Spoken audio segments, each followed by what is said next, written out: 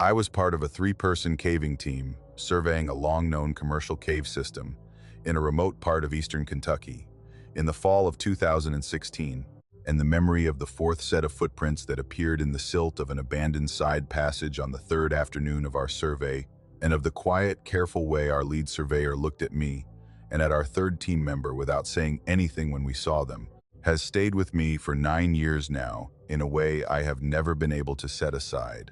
I was 38 years old that October. I had been a cave surveyor for about 12 years, mostly as a volunteer with a regional caving organization based out of central Kentucky. My day job at the time was as a mechanical engineer for a small manufacturing firm outside of Lexington, but my weekends and my vacation time for most of my adult life had gone into cave work. I was the kind of person who found, in the deep quiet of an underground passage, a version of peace that I could not find anywhere else on the surface. I had surveyed probably 100 caves by the fall of 2016. I had been underground for more hours of my life than I could reasonably count. I was not the kind of person who scared easily in a cave. The cave I am writing about was a long-known and commercially operated system in a remote hollow in eastern Kentucky, about 2 hours from the nearest major town. The commercial section of the cave, the part the public walked through on guided tours, covered about a mile of lit and paved passages that visitors had been walking since the 1920s. The total surveyed length of the cave was about 19 miles. Most of that 19 miles was not commercial.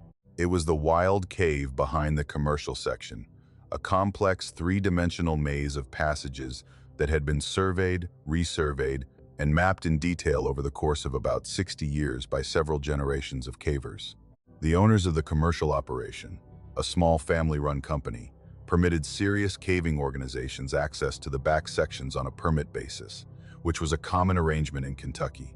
Our regional organization had a long-standing relationship with the owners, and we had been granted a 2-week permit in October of 2016 to update the survey data on a section of old side passage that had not been formally surveyed since the mid-1970s. The side passage in question was an abandoned branch of the cave that the early commercial operators had considered briefly developing for tours and had then given up on in the 1950s because the ceiling height and the passage narrowness made it impractical for ordinary visitors. After the initial commercial exploration, the passage had been left more or less alone for about 60 years, visited occasionally by survey teams, but never opened to the public. It began about half a mile from the main cave entrance, branching off from a large tour passage at a spot where a discreet metal gate had been installed in the 1960s to keep casual visitors out. Our permit allowed us to unlock the gate, enter the side passage, and spend up to 5 working days underground in it updating the map. The team for the project was 3 of us.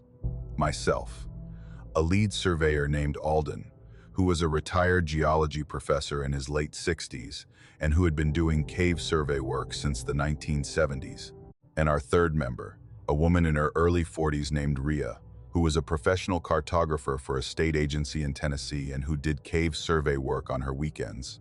All 3 of us had worked together on previous projects. We trusted each other underground. We had the kind of shorthand that develops between survey partners over years. We started on a Monday morning. We met at the commercial cave's small office at 7, signed in with the owner's son, collected the key to the side passage gate, and walked in through the tour section with our packs and our survey gear. The walk to the gate took about 25 minutes through the paved and electrically lit commercial passage. At the gate, Alden unlocked the padlock. The 3 of us passed through. Alden locked the gate behind us from the inside, per the permit protocol, and we turned off the commercial lighting at a small wall switch that was installed just inside the gate. The tour section was empty that morning. No groups were scheduled until 10. The side passage behind the gate was about 1,000 feet of mostly horizontal walking passage, with a few sections where we had to crouch and one brief belly crawl through a low section about 300 feet in. The passage was dry. Unusually dry, as Alden remarked on our first morning. The ceiling was a limestone bedding plane that had not been disturbed in geological time. The floor of the passage, for almost the entire 1,000 feet, was a fine orange-brown silt. The silt was the kind of cave silt that has been settling onto the floor for tens of thousands of years, deposited from slow water seepage long after the original passage formed. It was soft enough to take a clean footprint and firm enough to hold it. It was, I thought at the time and still think now, the most beautiful cave floor I had ever walked on. It had the quality of a freshly groomed beach at low tide, flat and perfect, with only the small disturbances that had been left behind by the last survey team who had walked through it probably 5 years before us, whose faded boot prints were still visible in places as low rounded impressions that the slow settling of new silt had almost, but not quite erased. On our first morning, Monday, we walked in single file down the passage. Alden took the lead, because he was the senior surveyor, and because he wanted to re-establish the old stations the previous team had set. I took the middle position. Rhea was behind me. We laid down a fresh track of boot prints that morning in the silt, one line of prints in the center of the passage, 3 sets of boots, making a single clean trail. We worked at the far end of the passage all day. We walked out the same way at the end of the day, our tracks doubling back over themselves in the silt, making a clear record of our travel. We came out of the gate around 5 in the afternoon. We hiked out through the commercial passage. The owner's son let us out. We drove to our motel. Tuesday was the same routine. We walked in. We walked back over our Monday tracks, slightly widening the trail in the silt where our boots fell in slightly different places.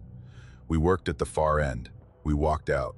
The silt now showed 2 days of travel. 6 total trips along the passage. 3 sets of boots each direction. A good, clear record. Wednesday morning we walked in again. The passage was exactly as we had left it Tuesday evening. Our Tuesday boot prints were still there in the silt, unchanged. The cave behind the gate was a sealed environment. Nothing disturbed the silt in that passage except us and the occasional very slow drip of groundwater from the ceiling, which over the course of decades had created the particular patterns in the silt that any cave surveyor learns to read. We worked at the far end all day Wednesday. We were ahead of schedule. We were, in fact, close enough to finishing that Alden had been saying since mid-afternoon that we were going to wrap up the survey the next day, on Thursday, and use Friday as a buffer for any loose ends. We started walking out around 4:30 in the afternoon. Alden took the lead, because he had been leading the return walk each day. I was in the middle. Rhea was behind me. About 100 feet from the gate, Alden stopped. I want to describe this carefully. Alden stopped. He did not say anything for a moment. He raised his headlamp beam from the passage ahead of us and pointed it at the silt floor we had been walking across. He held the beam still. I almost walked into his back. I stopped. I looked where he was looking. The silt floor of the passage, at that point, showed our fresh boot prints from that morning, 3 sets of boots walking in a single line toward the far end of the passage. Our Tuesday tracks were still visible under them, in faded form. Our Monday tracks were still visible under those in more faded form. An ordinary survey passage in a sealed section of cave. In the middle of the silt, directly behind the morning's track of our 3 sets of boot prints, walking in the same direction we had walked, following us inward, was a 4th set of prints. I want to describe what I saw very precisely, because I have gone over the image many times in the 9 years since. The 4th set of prints was bare feet, not boots, not some shoe pattern I was failing to recognize. Bare human feet, longer than mine, narrow, with the clear impressions of all 5 toes on each step. The prints were spaced in the stride of a walking adult, a stride of maybe 24 inches. The prints followed directly behind the rightmost line of our boot prints, which was mine, that morning, because I had been walking in the middle of the group and had placed my boots slightly to the right of Alden's lead boots and slightly to the left of Rhea's trailing boots. The bare footprints were positioned about 3 feet behind my boot prints, spaced as if a barefoot adult had been following behind me at a casual close distance that morning, the way a person walks behind somebody else in a line. The prints were fresh. The edges of the impressions were crisp. The silt had not yet had time to settle back into the depressions. They had been laid down within the last several hours, within the window of time that had elapsed since we had walked into the passage that morning. The prints did not extend in any direction beyond a stretch of about 100 feet. I want to be very careful about this. Alden's headlamp, and then my headlamp as I raised it, and then Rhea's, painted the full stretch of silt behind us and ahead of us. The prints began in the middle of the silt, about 100 feet behind where we were now standing, and they ended in the middle of the silt, about 100 feet ahead of where we were now standing. In both directions, the prints simply stopped. Not with a scuff, not with a drag mark, not with any indication that the barefoot person had turned around or stepped off onto a rock or climbed up a wall. The prints began in the middle of an open passage, with nothing visible where the first print was laid down except our morning's boot prints and the silt. And they ended the same way, about 100 feet later, with the last barefoot print laid down cleanly in the silt next to our boot prints and nothing after it. A barefoot person had stepped onto the silt floor of the passage, walked for 100 feet behind our line, and then stepped off. The three of us stood in the passage with our headlamps pointed at the prints for probably 2 full minutes. Nobody spoke. I could hear my own breathing. I could hear the slow, patient drip of water from the ceiling somewhere in the darkness ahead of us. I could hear the very faint buzz of one of Ria's older LED headlamps, a sound I had heard 100 times on previous trips and that had never been unsettling before. Alden finally spoke. He said, very quietly, "Let's walk out." I said, "Alden," he said, "let's walk out. We can talk at the gate." We walked out. We walked the remaining 100 feet to the gate in single file, staying in our original boot tracks. The bare footprints ran along beside us for that last 100 feet, 3 feet behind the rightmost line of my boot prints, stopping about 20 feet short of the gate. The last barefoot print was laid down in the silt, cleanly and completely. The silt ahead of it, between the print and the gate, was undisturbed, except by our morning's track and by the faded prints of our previous days. We reached the gate. Alden unlocked it. We stepped through. He locked it behind us. We walked back through the dim commercial passage in our own headlamp beams. We did not turn the tour lights on. We did not speak until we were out in the small parking lot of the cave office, which was empty because the last tour of the day had already ended and the owner's son had gone home. In the parking lot, standing in the gray October evening light, Alden looked at me and then at Ria. He said, "Did you both see what I saw?" I said, "Yes."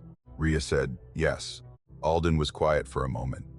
Then he said, "I want to talk through this carefully. I want us to each say, in our own words, what we saw." We did. We each described the fourth set of prints. Ria described them exactly as I had seen them. Bare feet, long and narrow, spaced in a walking stride, following 3 feet behind the rightmost line of the morning's boot prints, present for about 100 feet of the passage, beginning and ending in the middle of the silt, with no transition. All three of us agreed on every detail. Alden was quiet again. Then he said, "I have surveyed caves for 43 years. I have seen a lot of strange things in caves. I have never seen anything like this." Ria said, "Could somebody have come in behind us this morning?" Alden said, "The gate was locked. We locked it ourselves from the inside. I unlocked it just now. The only keys are the one we have and the one in the cave office. The owner's son was at the office all day. Nobody passed through that gate today except us." I said, "Could somebody have been in the passage when we went in, following us from deeper in and then doubling back?" Alden said, "The silt would show it. There would be prints going the other way. There are no prints going the other way. The prints start and stop cleanly in the middle of the passage." We stood in the parking lot for a long time. The evening was getting cold. The light was fading. None of us suggested going back in. Alden said, "Finally, we are supposed to finish the survey tomorrow and use Friday as a buffer. I am going to propose that we finish the survey tomorrow and leave Friday unused. I am going to propose that none of us put the fourth set of prints in the report. I am going to propose that we walk in tomorrow in single file, with me in the lead and the 2 of you behind me, and that we do our work and we come out and we never talk about this outside of ourselves. Are you both willing to agree to that?" I said yes. Ria said yes. Thursday we walked in. The prints were still there. They had not moved. They had not extended. They had not faded unusually fast. They sat in the silt the way prints sit in the silt, aging at the rate prints in a sealed cave passage age, which is to say almost not at all. We walked past them. We did not look at them more than we had to. We worked at the far end of the passage for 6 hours. We finished the survey. We walked out the same way we had walked in. The prints were still there as we passed them. They were still 100 feet of footprints that began and ended in the middle of silt. Alden unlocked the gate. We stepped through. He locked it behind us. We walked out. We wrote our report over the following 2 weeks. Alden wrote the narrative sections because he was the lead. Rhea drafted the updated map. I compiled the station data and the passage measurements. The report made no mention of a fourth set of prints. The map showed a clean survey passage with no anomalies. The narrative described a routine 4-day survey of a previously mapped side passage with minor updates to the 1970s data. We submitted the report to our regional caving organization in November of 2016. It was filed. It is probably still on a shelf somewhere in the organization's archive. I have not been back to that cave.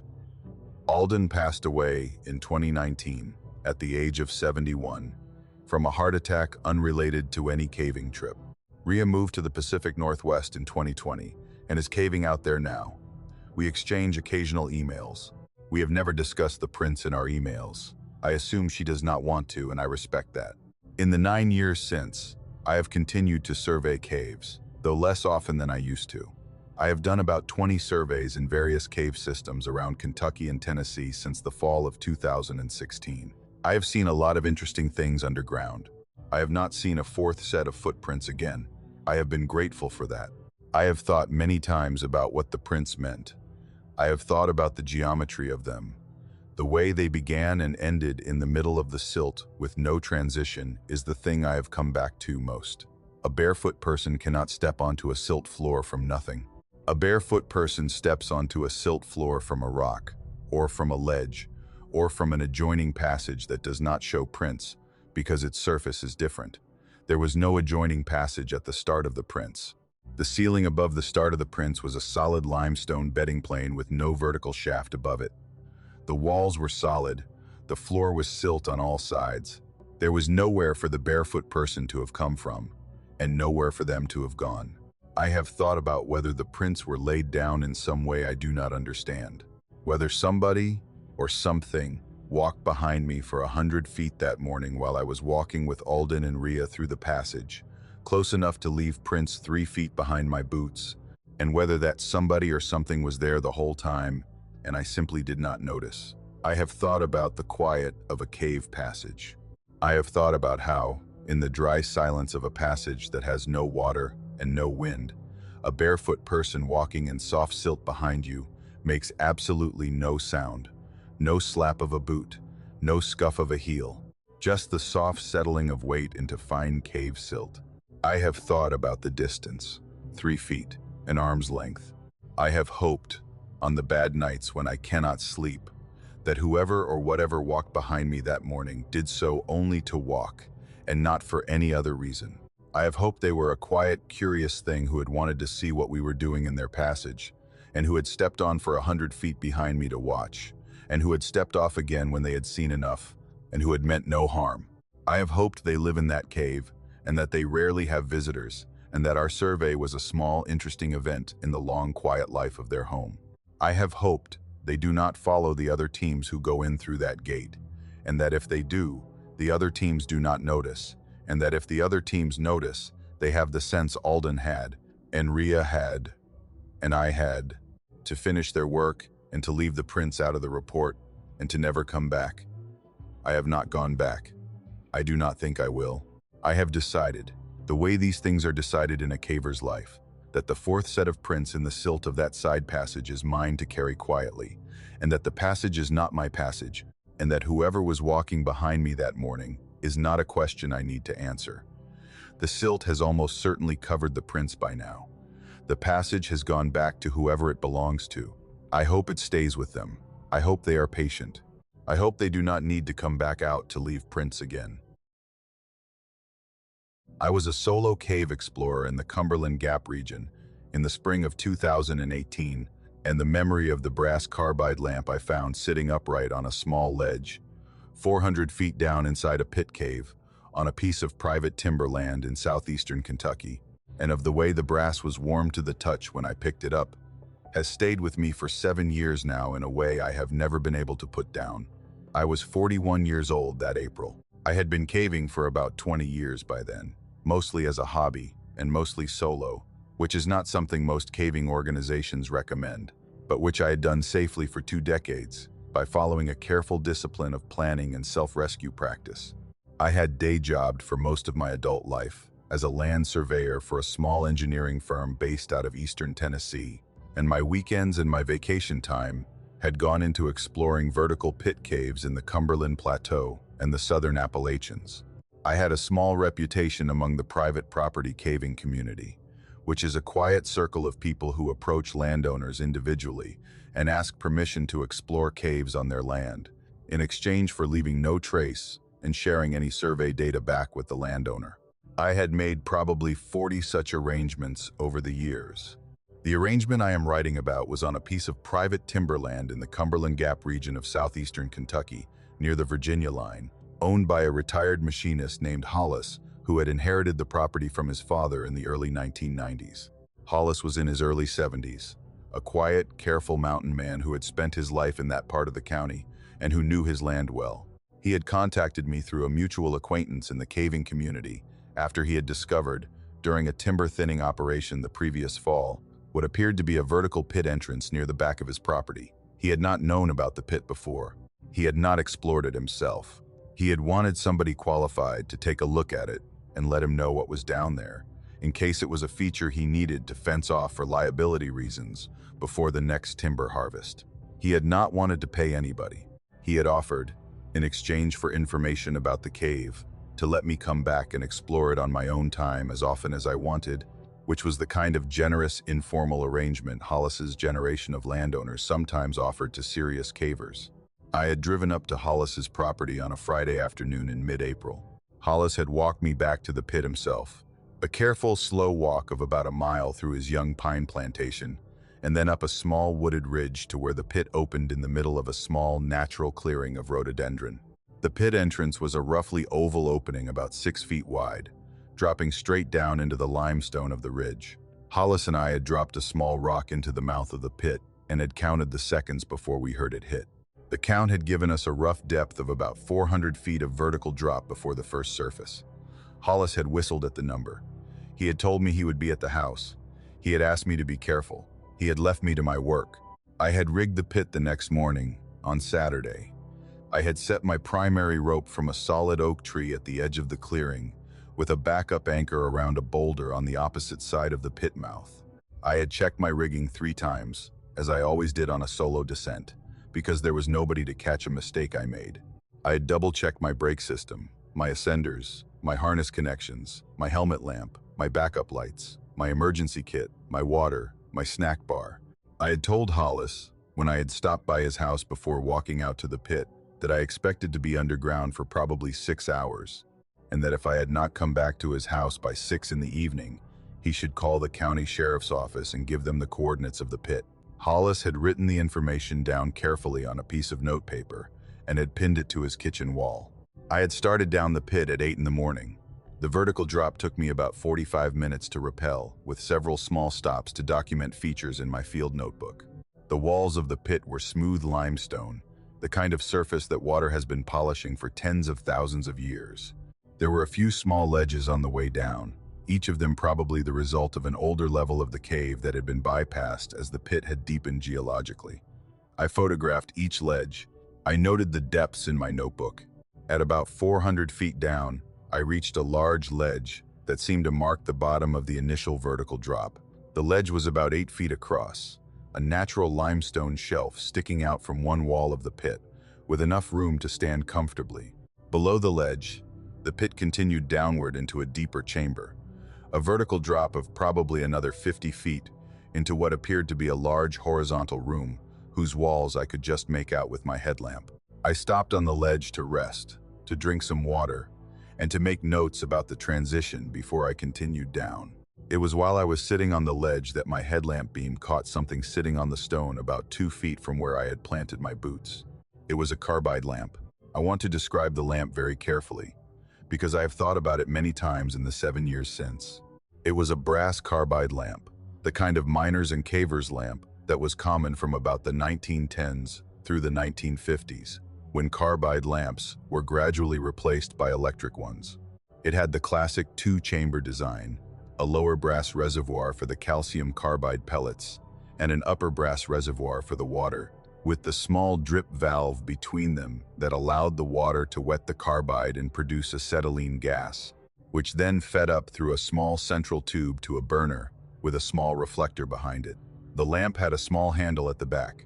The reflector was a worn, polished brass disc about 4 inches across. The lamp was sitting upright on the limestone ledge, not lying on its side, not tumbled, not wedged, upright on its flat base, as if somebody had set it down carefully on the ledge and had walked away. I sat on the ledge with my own modern electric headlamp, illuminating the brass lamp from about 3 feet away, and I looked at it for probably a full minute without moving. I was not immediately frightened. I was puzzled and interested. Old cave gear is not unheard of in pit caves in the Cumberland Plateau. Men have been going down pits in this country for a long time, and occasionally a team would leave gear behind, either because they had abandoned a dig, or because they had lost something, or because somebody had died in a cave and the body had been recovered and the equipment had been left where it had fallen. A carbide lamp on a ledge 400 feet down in an old pit could have any number of plausible explanations. I leaned closer. I did not touch it yet. I shone my light on it carefully. The brass of the lamp had the patina of age, but it was not the patina of a lamp that had been sitting in a wet cave for 70 years. I had found old carbide lamps in caves before. I had, years earlier, helped recover a 1930s lamp from a West Virginia cave where it had been left after a fatality in 1952, and I knew what a lamp that had sat in cave humidity for decades looked like. It looked, in general, like something that had been slowly returning to the earth, corroded, green-streaked, pitted. The brass of such a lamp was dull and rough, with a thick layer of oxidation that made the whole thing look like it had been coated in moss. The lamp on the ledge in front of me was not like that. It had some age on it. The brass was mellow and patinated. The reflector had a few small scratches, but the lamp was clean. It was dry. It was not corroded. The flint wheel at the bottom of the burner, the small serrated wheel you spun to strike a spark against a piece of flint, was clean and bright, with the small characteristic scuff marks of a wheel that had been struck many times but was not rusted. The drip valve on top of the water reservoir was intact and clean. The brass had no verdigris. I looked at the lamp for another minute, then I picked it up. The brass was warm. I want to describe this carefully. The air temperature in a pit cave at a depth of 400 feet in southeastern Kentucky is a steady constant of about 55 degrees Fahrenheit, year-round. Every cave object I had ever picked up at that depth had felt like 55 degrees. The stone was 55 degrees. The air was 55 degrees. My own gear, if I had left it on a ledge for 10 minutes, would be 55 degrees. The brass of the lamp was warm, not hot. Warm in the particular way a piece of metal is warm when it has been held recently in a human hand for several minutes, or when it has been sitting next to a heat source, or when it has been handled by a living person within the last half hour. A metal warm enough that the warmth was distinctly above the cave temperature, but not so warm as to be alarming in itself. A metal that had been, within the very recent past, in contact with something that was giving off warmth. I want to describe how my mind went in that moment. The rational part of me tried to explain the warmth. I considered whether the lamp might have a residual heat from having been recently lit. A carbide lamp, when it is burning, produces a flame that heats the burner and the upper portion of the lamp. After the flame is extinguished, the heat dissipates over probably 10 or 15 minutes, depending on the metal thickness and the ambient temperature. For the lamp in my hand to be warm at a cave temperature of 55 degrees, it would have had to be burning within the last perhaps 20 minutes, half an hour at the outside. I looked at the water reservoir of the lamp. I did not open it. I shone my headlamp close. Through the small filler cap of the water chamber, I could see that there was liquid inside. I tipped the lamp slightly. I heard a small sloshing. There was water in the reservoir, maybe half full. I looked at the carbide reservoir. I did not open that either. I could see, through a small gap where the lower chamber joined the upper, that the carbide reservoir contained pellets. Small, hard, gray calcium carbide pellets, maybe half full as well. The lamp was, in every sense, in operating condition. Fuel, water, flint, a clean burner, a polished reflector.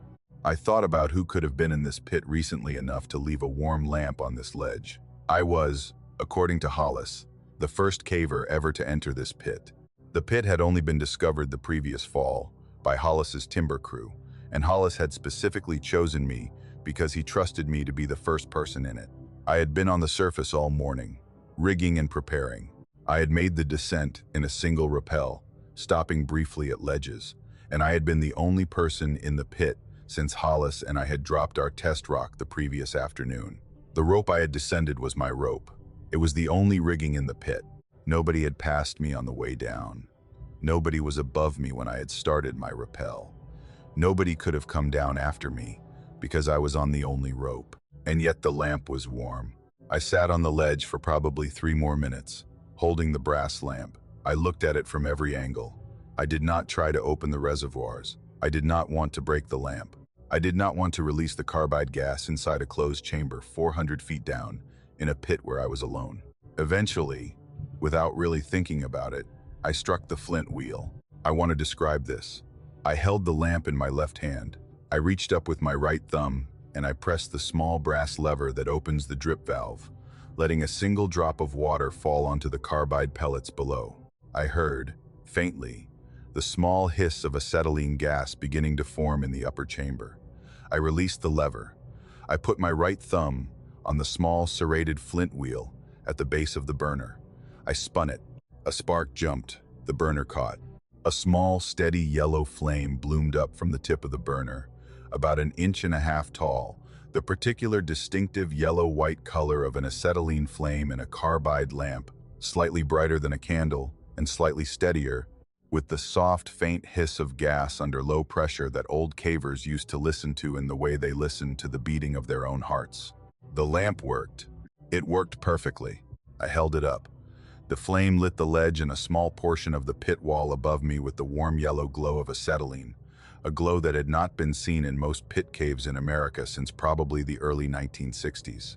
For a moment I could imagine, very clearly, what it had looked like down in this pit when men had gone into these caves with lamps like this one, before the invention of reliable electric headlamps.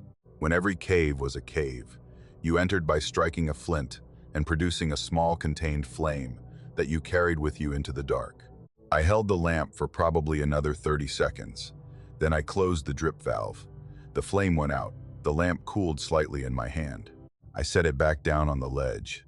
I set it in exactly the same position I had found it in, upright, on its flat base, 2 feet from where my boots were planted. I tried to place it exactly as it had been placed. I am not sure I succeeded.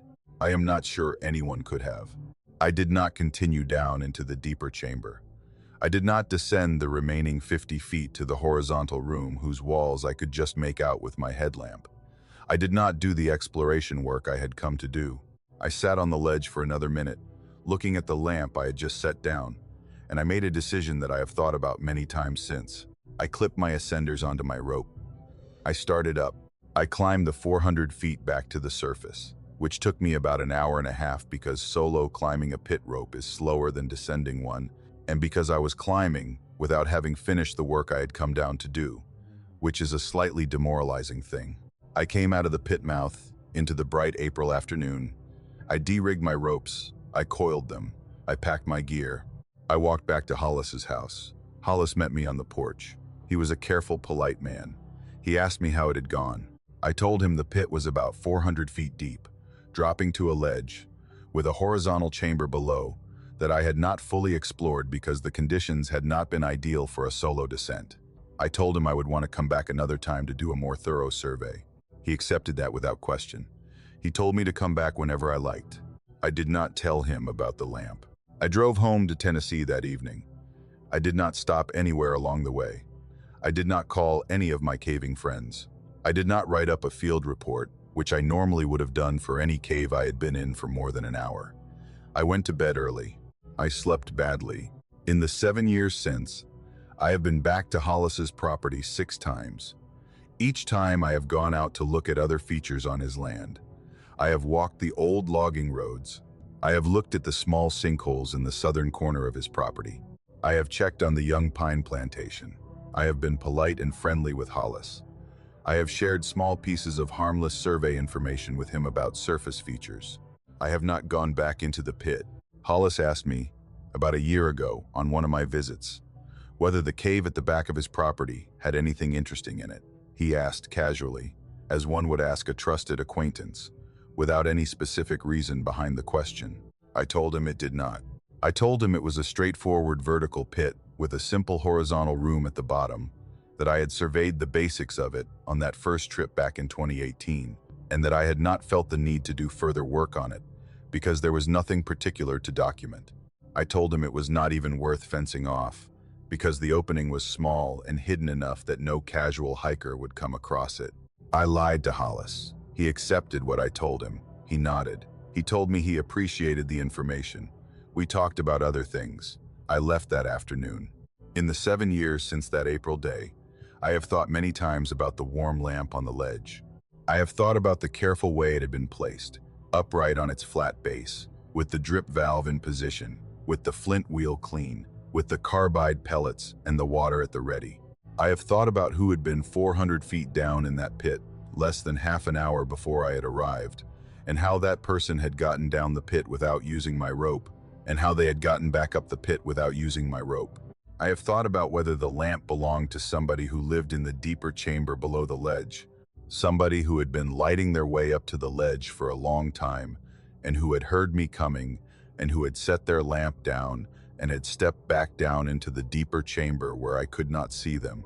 I have thought about whether that person was human in any ordinary sense, and whether, if I had continued the descent and had gone into the deeper chamber, I would have found them, and whether I would have been welcome. I have hoped, on the bad nights when I cannot sleep, that whoever was down in that pit is a person who lives quietly in the deeper chamber with their brass lamp, who comes up to the ledge to look at the stars in the shaft above them, who sets the lamp down to have both hands free, who heard me coming that morning and had the good sense to step back out of sight and let me take my look and leave. I have hoped they are not lonely. I have hoped the carbide pellets last. I have hoped the water reservoir does not run dry. I have not told Hollis. I do not intend to. He is now in his late 70s. I expect the land will pass to his son within the next few years. His son is a kind man I have met a few times. I do not know whether I will tell his son or not when the land changes hands. I have not decided. I hope, if I do tell him, that he will have the sense to leave the pit alone. I hope, if I do not tell him, that he will not one day hire a contractor to fill the pit in. I hope, most of all, that whoever is down there does not need to come out. I hope their lamp is still warm. I hope mine is the only face they have had to hide from in 7 years. I have not gone back. I do not intend to. I have been to other pits, in other counties, in other states, and I have gone down them on my own ropes, and I have found nothing I was not supposed to find, and I have come up cleanly, and I have written up my reports honestly. I am grateful for that.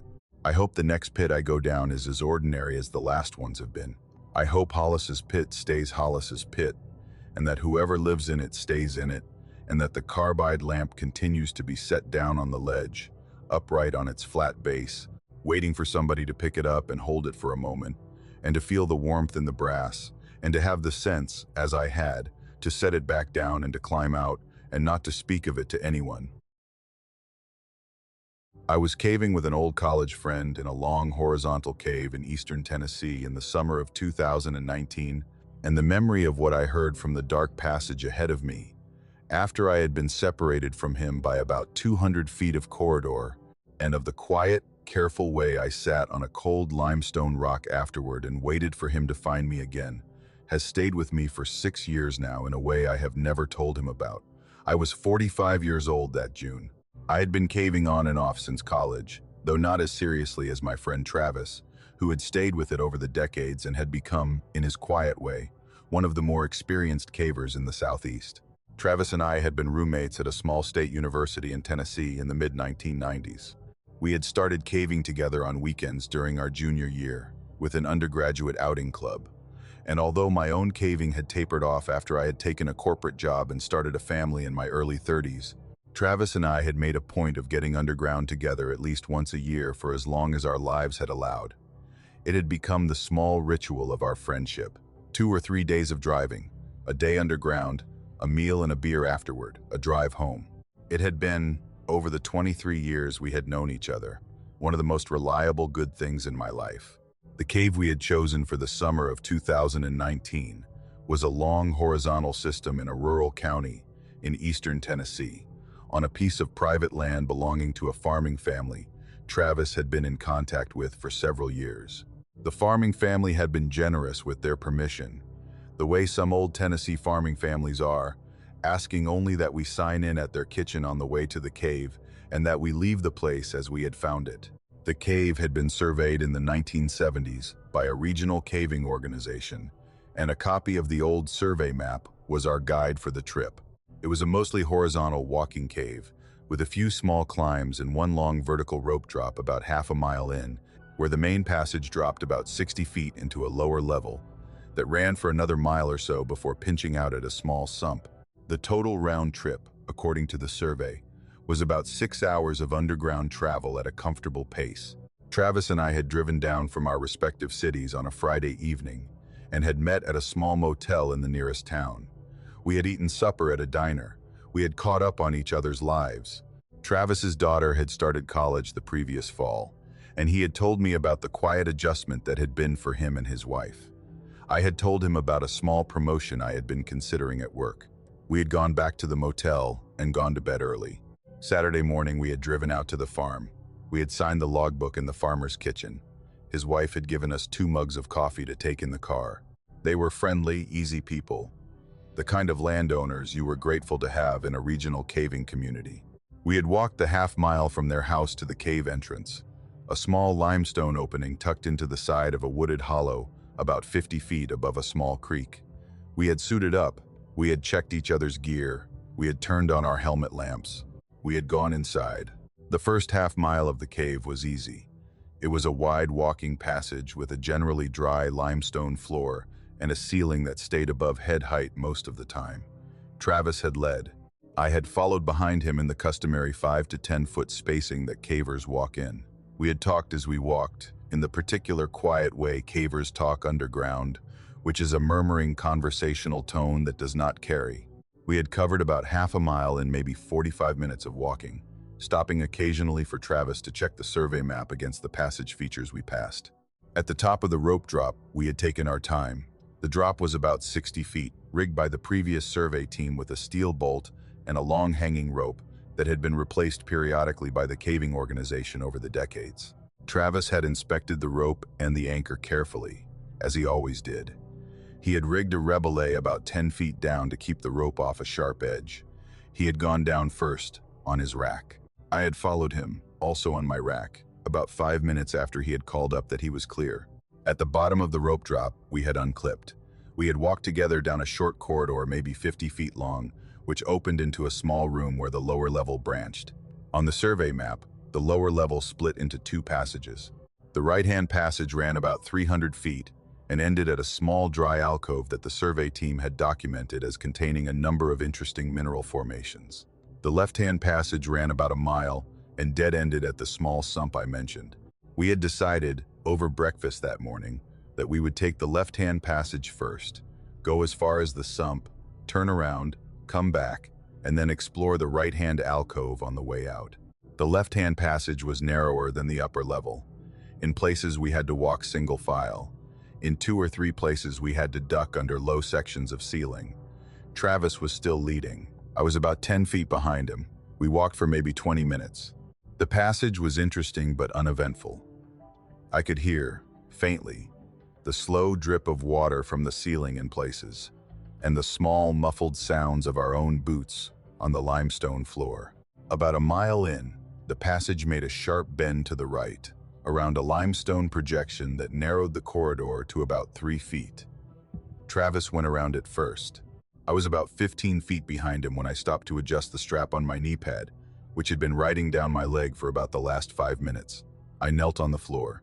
I worked on the strap for probably 2 minutes. When I stood back up, I could not see Travis's light ahead of me. The passage had another bend, apparently, just past the first one, and he had moved out of my sightline. This was not, I want to be clear, any kind of emergency. Travis and I had been caving together for 23 years. We had been separated by similar distances 100 times. I expected to catch up to him within another minute or 2 of walking. I started forward again. I walked around the limestone projection. I walked around the next bend. Travis was not there. The passage ahead of me ran for about 150 feet before doglegging to the left and disappearing. I walked it. I reached the dogleg. I went around it. The passage continued for another 50 or 60 feet, and then opened slightly into a small junction room. Travis was not in the junction room. I stood in the center of it with my headlamp, and I looked at the 3 passages that led off from it. The one I had come in on. A second one, on the opposite side of the room, which the survey map showed as a continuation of the main passage toward the sump. A third one, a narrow side crawl about 3 feet wide, which the survey map showed as a short dead-end crawl. I called out Travis's name. I want to describe the way I called. I called it at a normal conversational volume, maybe a little louder. The way you call out to somebody in a room who you cannot see but expect to hear from. Not a shout, not a panicked yell, just a normal calling voice. The kind you use in a quiet building to find somebody you think might be just around a corner. I said, "Travis." There was no answer. I waited maybe 5 seconds. I called again. I said, "Travis." There was still no answer. I was not yet worried. Travis was probably still walking forward down the main passage, maybe with his hearing partly covered by his helmet and the edges of his hood. He probably had not heard me. I walked into the mouth of the second passage, the continuation, and I looked down it. It ran straight for about 40 feet and then curved out of sight. I did not see his light. I called a third time. I called more firmly. I put more volume into it. I said, "Travis." The voice that answered me from the passage ahead did not belong to Travis. I want to describe exactly what I heard, because I have gone over the sound many times in the 6 years since. From the darkness ahead of me, about 40 feet down the main passage, beyond the curve, I heard my own voice calling Travis's name back to me. The voice was mine. I knew it instantly. It was the same pitch, the same rhythm, the same slight upper southern accent I had grown up with in eastern Tennessee. It was the voice of a 45-year-old man, with a mild nasal quality and a particular way of pronouncing the S at the end of Travis's name that I had developed, without noticing, over 23 years of saying that name. It had the same small catch in the second syllable that I had, a little unevenness in the tone that I had always assumed was some quirk of how my own vocal cords produced the vowel.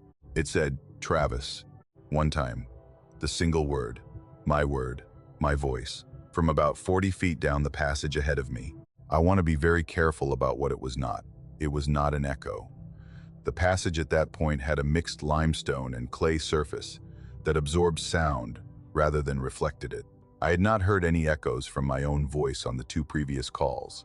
The cave did not produce echoes in that section. I knew this because I had been underground for an hour and a half by that point and had heard several of our conversations dissipate without any reflection. There was nothing in the acoustics of that passage that could have produced an echo of my voice with the clean quality I had just heard. It was not Travis. Travis's voice had a different pitch than mine, a little deeper, and he did not share my accent, having grown up in Western Pennsylvania. He did not say Travis's name the way I said Travis's name. He had never needed to. Travis had never called his own name out in a cave, in the 23 years I had been caving with him. He would have called out my name in his voice. He would have said my name with his Western Pennsylvania flattened vowels, which is how he had been saying my name for 23 years. He would not have said Travis in my voice.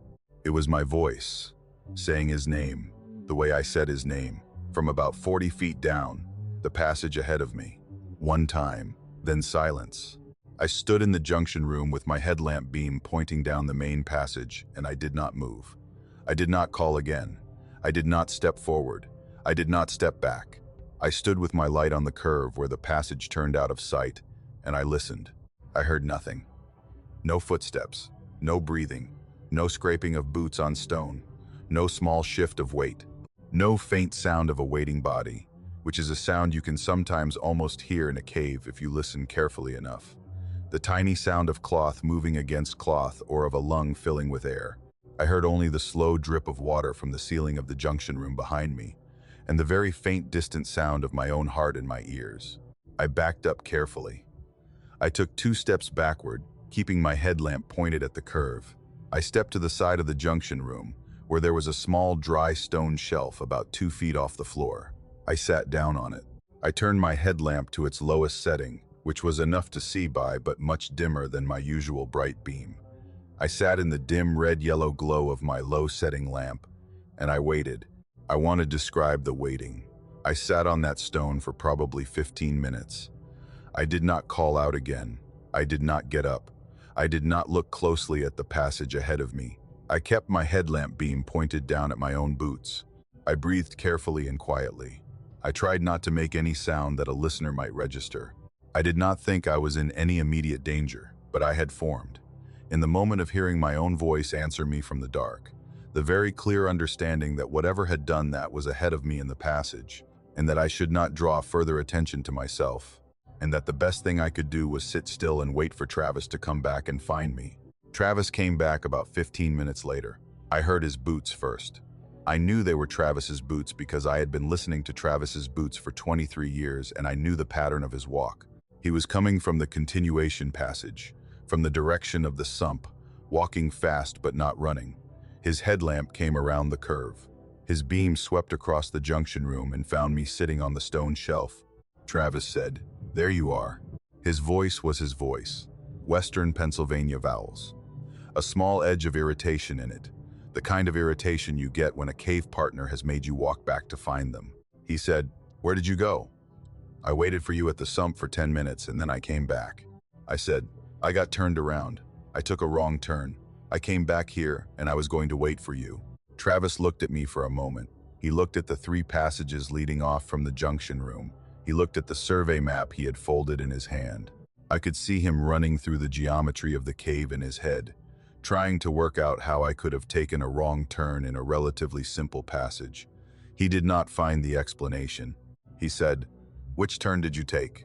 I said, "I don't know, Travis. I think I dropped back to fix my knee pad and I lost your light and I panicked a little and I went the wrong way.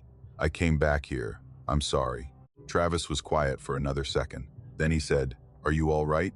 I said, "I'm fine. I'm sorry." He said, "Let's just head out. We've done most of what I wanted to do." I said, "All right." We walked out together. We did not go to the right-hand alcove we had planned to see. Travis did not push for it. He might have sensed, in my manner, that I was done for the day. We walked the mile back to the rope drop. We climbed out, Travis first, me second. We walked the half-mile back to the farmhouse. We signed out with the farmer's wife, who gave us each a cookie and asked if we had enjoyed the cave. We said we had. We walked back to the car. We drove back to town. We went to a diner. We ate supper. We talked about ordinary things, about his daughter's classes, about my work, about small family developments we had both been tracking. We did not talk about the cave. I never told Travis what I heard. In the 6 years since, Travis and I have continued to do our annual caving trip. We have been to 5 different caves together between 2020 and 2025, in Alabama, in West Virginia, in Kentucky, and twice in Virginia. We have not gone back to the cave in eastern Tennessee. Travis suggested it once, in 2021, as a candidate for our trip that year. I told him, as casually as I could, that I would prefer to go somewhere I had not been before. He agreed easily. We went to Alabama instead. I have not suggested the Tennessee cave myself. I have not let him suggest it again. I gently steer our planning each year toward other destinations. I have thought many times about what I heard. I have thought about the math of it. I had said Travis's name 3 times in that junction room. The first 2 calls had been returned with silence. The third call, coming from a slightly elevated volume because my first 2 had not worked, had been answered, not by my friend, but by my own voice, saying what I had just said, in the same way I had said it, at the particular pitch and rhythm that are mine. I have thought about what it means that something in that cave, at that moment, could produce my voice on short notice, after listening to me call out twice. I have thought about whether my 2 earlier calls had been a kind of preparation, a tuning exercise, for something that had been listening, learning the sound, and trying it out. I have thought about what would have happened if I had answered the voice when it called back, if I had walked forward, if I had said, "Travis, is that you?" and had taken steps toward the curve.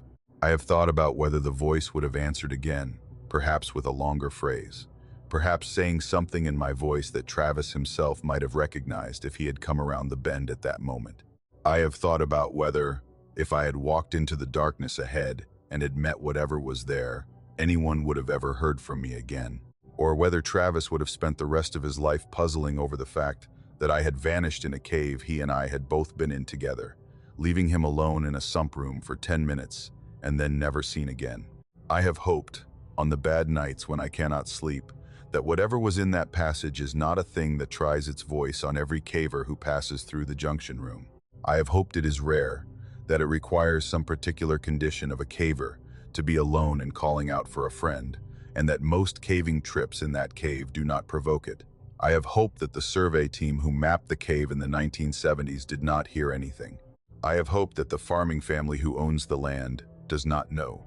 I have hoped, most of all, that the voice I heard in my own voice, saying my friend's name, has not, in the years since, added other names to its small vocabulary, in other voices, by other cavers calling out to each other in the dark, and that the junction room is still a quiet place that rewards quiet visitors with nothing at all. I have not been back. I do not intend to. I have looked at the old survey map once or twice, in the years since, and I have marked a small X in pencil on the junction room in the left-hand passage, and I have written nothing next to it. I know what the X means. Travis has not seen the map. I hope he never does. I hope he never calls my name in that junction room. I hope, if he does, no one answers.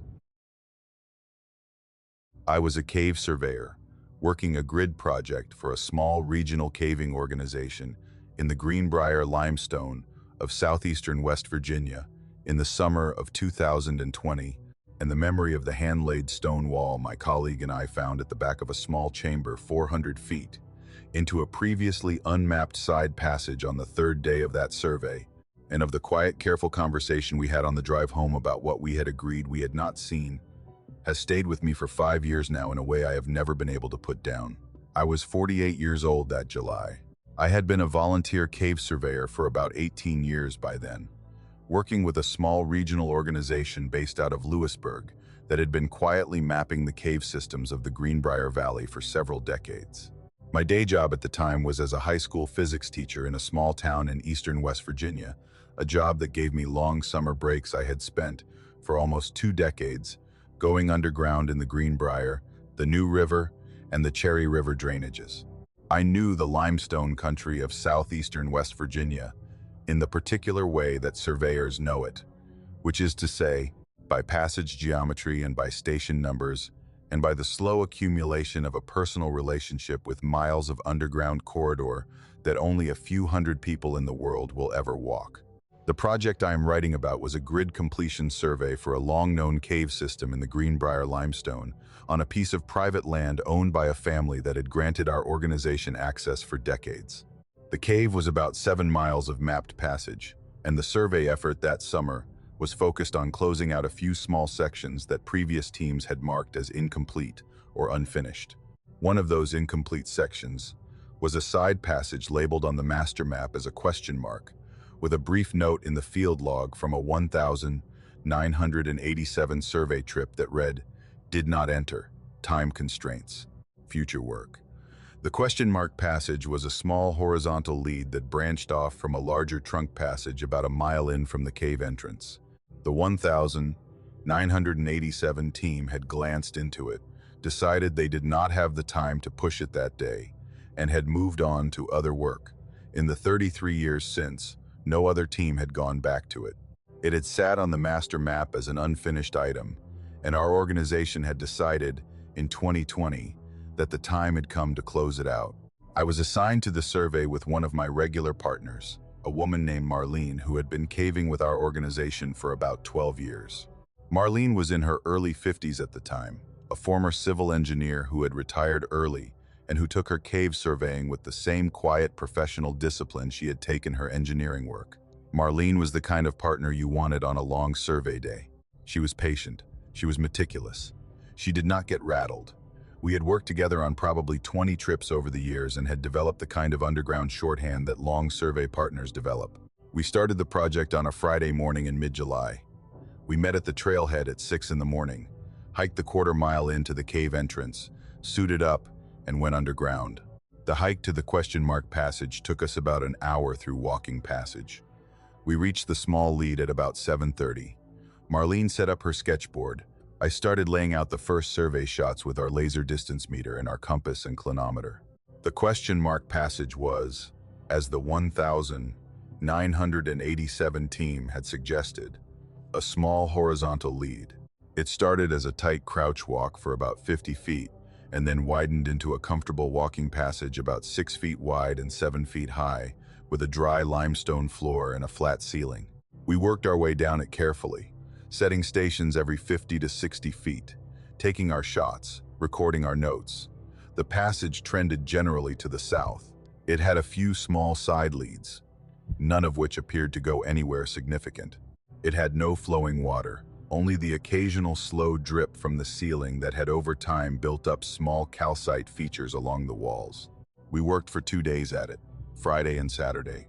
By Saturday afternoon, we had pushed about 350 feet of new passage, none of it particularly remarkable, and we had reached a small bend that the laser meter suggested would lead into a wider section ahead. We were tired. We packed up. We walked out. We came back on Sunday morning. We hiked in. We worked our way to the bend. Past the bend, the passage continued for another 50 feet and then opened into a small chamber. I want to describe the chamber carefully. It was roughly oval-shaped, about 20 feet long and 12 feet wide, and maybe 9 feet high at the highest point. The floor was the same dry limestone of the passage we had been walking through, with a thin layer of fine cave silt across most of it. The walls were typical greenbrier limestone, with a few small flowstone formations along the lower portions. The ceiling was relatively flat, with a single small vertical fissure near the back of the chamber that probably extended up some distance into the rock above. It was a perfectly ordinary cave chamber. It was the kind of small chamber a passage opens into 100 times in the course of a long survey project. At the back of the chamber, set into the wall opposite from where we had entered, was a narrow opening that led deeper into the cave. I want to describe the opening carefully. It was roughly rectangular, about 5 feet wide and 6 feet high, with the natural irregularity of a passage entrance that water has shaped over geological time. It looked like a continuation of the side passage we had been surveying. It was, in fact, exactly the kind of feature that you would expect to find at the back of a small chamber in a greenbrier cave system. A continuation lead, a way deeper into the rock. Built across the opening, sealing it completely, was a hand-laid stone wall. I want to describe the wall in as much detail as I can remember, because I have gone over the image many times in the 5 years since. It was a dry mortared wall of field stones, mostly the same greenbrier limestone as the surrounding cave, but cut and shaped from outside the cave, the way the masons of an earlier era used to cut and shape the stones for a foundation or a chimney. The stones were of various sizes, ranging from about the size of a softball up to about the size of a melon. They were fitted together with tight craftsmanship. The mortar between them was a gray-white lime mortar that had set hard and was almost perfectly flush with the surface of the stones, the kind of clean, tight mortar work you see on the better stone foundations of 19th century mountain houses. The wall was about 6 feet high and a little over 5 feet wide, fitted carefully into the irregular shape of the opening it sealed. Where the rough rock of the cave met the worked stone of the wall, the masons had used smaller fitted stones to close the gap, pressing them carefully into the natural contours of the limestone. The work was expert. It was the work of somebody who knew how to lay up a stone wall in difficult conditions and who had taken their time. There was no door. There was no opening of any kind in the wall. There was no inscription. There was no carved date. There were no tool marks or scratches or names or initials. The wall was a smooth, blank surface of fitted field stones, sealing whatever lay on the other side of the opening from whatever lay on this side. The wall had been there for a long time. I want to describe the evidence for this carefully, because I am a physics teacher, and Marlene was a civil engineer, and both of us, by training, looked at it with a careful, skeptical eye. The stones of the wall had a thin layer of mineral growth across their surfaces, calcite primarily. The slow drip of mineral-laden cave water from the ceiling above, over a long period of time, had deposited a faint but visible patina of cave deposit on the upper stones, with the deposit growing slightly thicker toward the top of the wall, where the drip had been most active.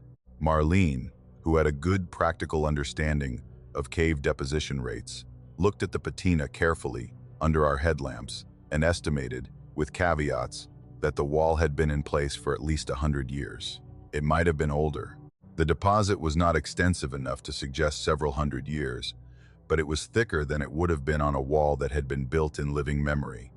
A wall built in 1920 might have looked like that. A wall built in 1900 might have looked like that. A wall built in 1880 might have looked like that. A wall built in 1980 would not. We stood in the chamber for probably 2 full minutes. Neither of us spoke. I shone my headlamp across the surface of the wall, slowly, taking it all in. Marlene did the same. We looked at the joinery. We looked at the corners. We looked at the way the masons had fitted the wall into the contours of the cave. It was beautiful work. It was the kind of work that, in any other context, would have made me want to call somebody over to admire it. Marlene finally spoke. She said, very quietly, "Do you see what I see?" I said, "Yes." She said, "How?" I said, "I do not know." We stood there for another minute. Then I said, "Who carries field stones 400 feet down a cave passage and lays them up across an opening with mortar?" Marlene said, "Nobody. That is who." I said, "Somebody clearly did." She said, "Yes." The math of what we were looking at was the part that bothered me most as I stood there. I tried to work it out. The wall was about 6 feet by 5 feet, about 18 inches thick at the base and tapering to about a foot thick at the top. Call it 20 cubic feet of stone, conservatively. Limestone field stones weigh roughly 170 pounds per cubic foot. That was 3,400 pounds of stone, plus mortar, plus water, plus the cement, or the lime, or whatever they had used. Somebody had carried roughly 2 tons of material 400 feet down, a horizontal cave passage that included a 50-foot crouch walk at the entrance, plus the mile of trunk passage to reach the question mark lead, plus the quarter-mile hike from the trailhead. They had done it carefully. They had not left any trace of their passage in the silt of the passage we had been surveying for 2 days. They had built the wall to a high standard of craftsmanship. They had finished the work, and they had left. I tried to think of who in the historical record of southeastern West Virginia might have done this. I thought about whether the cave had been used as a hiding place during the Civil War, the way some Greenbrier caves had been. I rejected this. The masons of the Civil War era would not have done such fine work in such a remote location for a temporary purpose. I thought about whether the cave had been used for moonshining. I rejected this. Moonshiners did not lay up stone walls. They built simple wooden structures and abandoned them when the heat came. I thought about whether the cave had been used for some kind of religious purpose, some sealed grave or sealed hermitage. I did not have enough evidence to evaluate this. I thought about whether the wall had been built by the original landowning family, sealing off some hazard that had existed beyond the opening. This was the most plausible, ordinary explanation, but it ran into the problem that the family who owned the land had owned it since the 1840s, had been generous to our organization for decades, and had given no indication that they knew about a sealed wall in their cave. I also thought, in the back of my mind, about who had not built it. I thought about the fact that the wall was sealed from the outside. I want to be clear about what that means. The wall had been built across an opening that led deeper into the cave system. The masons had been working on the side of the opening that we were now standing on, the side closer to the entrance. The smooth, finished face of the wall was the side we were looking at. The rougher, unfinished side, the working side, was the side that faced into whatever the wall was sealing. Walls are almost always built from one side. The side they are built from is the side the masons stand on. In this case, the masons had stood where Marlene and I were now standing. They had built the wall. They had sealed the deeper passage from the side closer to the cave entrance. The wall was holding something in. I do not know how to convey the cold that came into me as I worked this out. Standing in that small chamber 400 feet down a side passage in a cave nobody had been into for 33 years, in front of a wall that had been built somewhere around the turn of the 20th century by men who had carried 2 tons of stone and mortar through a cave to seal up an opening from the side closer to where I was standing, and that had been sitting there, undisturbed and unreported, for at least a century. I do not know how to convey the weight of the question that opens up in your mind when you understand that somebody, a long time ago, had decided that something needed to be on the other side of a wall, and that the wall needed to be a permanent solid wall, and that the wall needed to be built in a place where almost nobody would ever find it, and that the work had been done well enough that it had held for 100 years and was holding still. Marlene said, after another long silence, "I am not putting this in the survey." I said, "I am not putting this in the survey either." She said, "We need to walk out. We need to walk out now. We need to walk out without disturbing anything." I said, "Yes." We walked out. We walked back through the question mark passage. We walked up through the trunk passage. We climbed out. We walked back to the trailhead. We did not speak much on the hike back to the cars. We loaded our gear. We sat in Marlene's car in the gravel pull-off where we had parked, with the engine off, for probably 20 minutes. Marlene said, finally, "I am going to write up a survey report. I am going to say that we pushed the question mark lead to its conclusion. I am going to say that the passage ends at a small chamber with a continuation lead that is impassable due to a natural breakdown collapse. I am going to draw the chamber on the map with a small natural breakdown indication at the back. I am not going to mention the wall. I am going to ask you to never mention the wall. Can you agree to that?" I said yes. She said, "If you ever see anything about that cave in the organization's newsletter, or in any journal article, or in any future survey project that suggests somebody else has gone back to that chamber, I want you to call me immediately." I said, "I will." She said, "I have been caving in the Greenbrier for 12 years. I have seen a lot of strange things underground. I have seen old miners' gear. I have seen bones of animals I could not identify. I have seen petroglyphs nobody recognized. I have never seen a wall built 400 feet inside a cave to keep something on the deeper side of it. I do not want to be the person who writes that wall up in a survey report. I do not want our organization to send a follow-up team to investigate. I do not want anybody to take that wall apart. Do you understand?" I said, "I understand." She drove me back to my own car at the rendezvous point. We hugged in the parking lot. We drove home in our separate vehicles. The survey report Marlene wrote up went into our organization's archives in August of 2020. It described a routine completion of the question mark passage, with the passage terminating at a small chamber and a natural breakdown blocking further progress. The chamber was sketched on the master map with a small breakdown symbol at the back wall. No further work was indicated as needed. The report was filed. As far as I know, no team has gone back to that passage in the 5 years since. In the 5 years since, Marlene and I have continued to cave together on other projects. We have not surveyed in that cave again. The organization has not asked us to. We have done other completion work in other parts of the Greenbrier and in the New River drainage.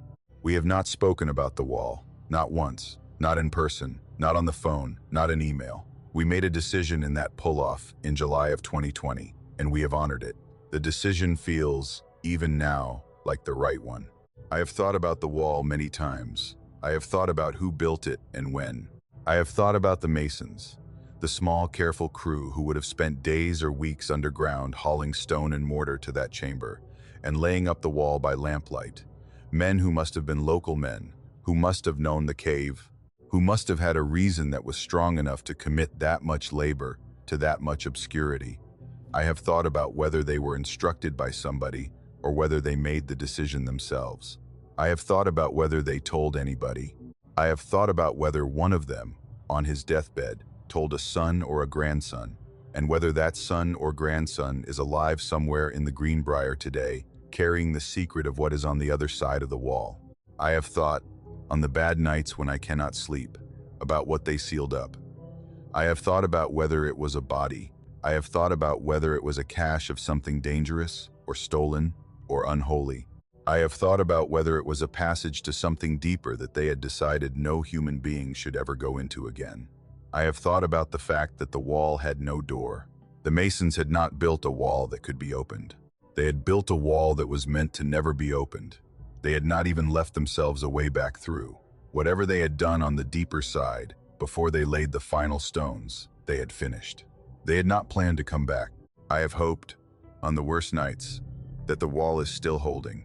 I have hoped that the calcite has continued to grow over its surface in the 5 years since I saw it, and that the seal is still tight, and that whatever is on the other side of it is still on the other side. I have hoped no curious caver has stumbled into that chamber and decided, as a curious caver might, that the wall is an interesting historical feature that warrants careful dismantling for archaeological study. I have hoped Marlene is still alive and well, and that she has not, for any reason, felt compelled to add anything to the original report. I check in with her by phone twice a year. We do not talk about the wall. We talk about her grandchildren and about my students. We talk about other surveys.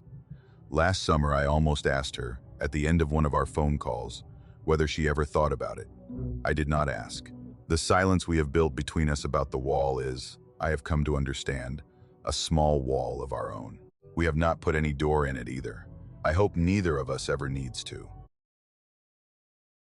I was a cave diver working a known sump passage in a commercially surveyed cave in southwestern Virginia in the fall of 2017, and the memory of the small leather child's shoe I pulled out of a crack in the limestone wall at the bottom of that sump on a clear October Saturday morning, and of the long, quiet way our lead surveyor looked at the shoe when I handed it to him on the surface and told him, in a voice I had to keep steady on purpose, that he had told me he had not expected a second one, has stayed with me for 8 years now in a way I have never been able to put down.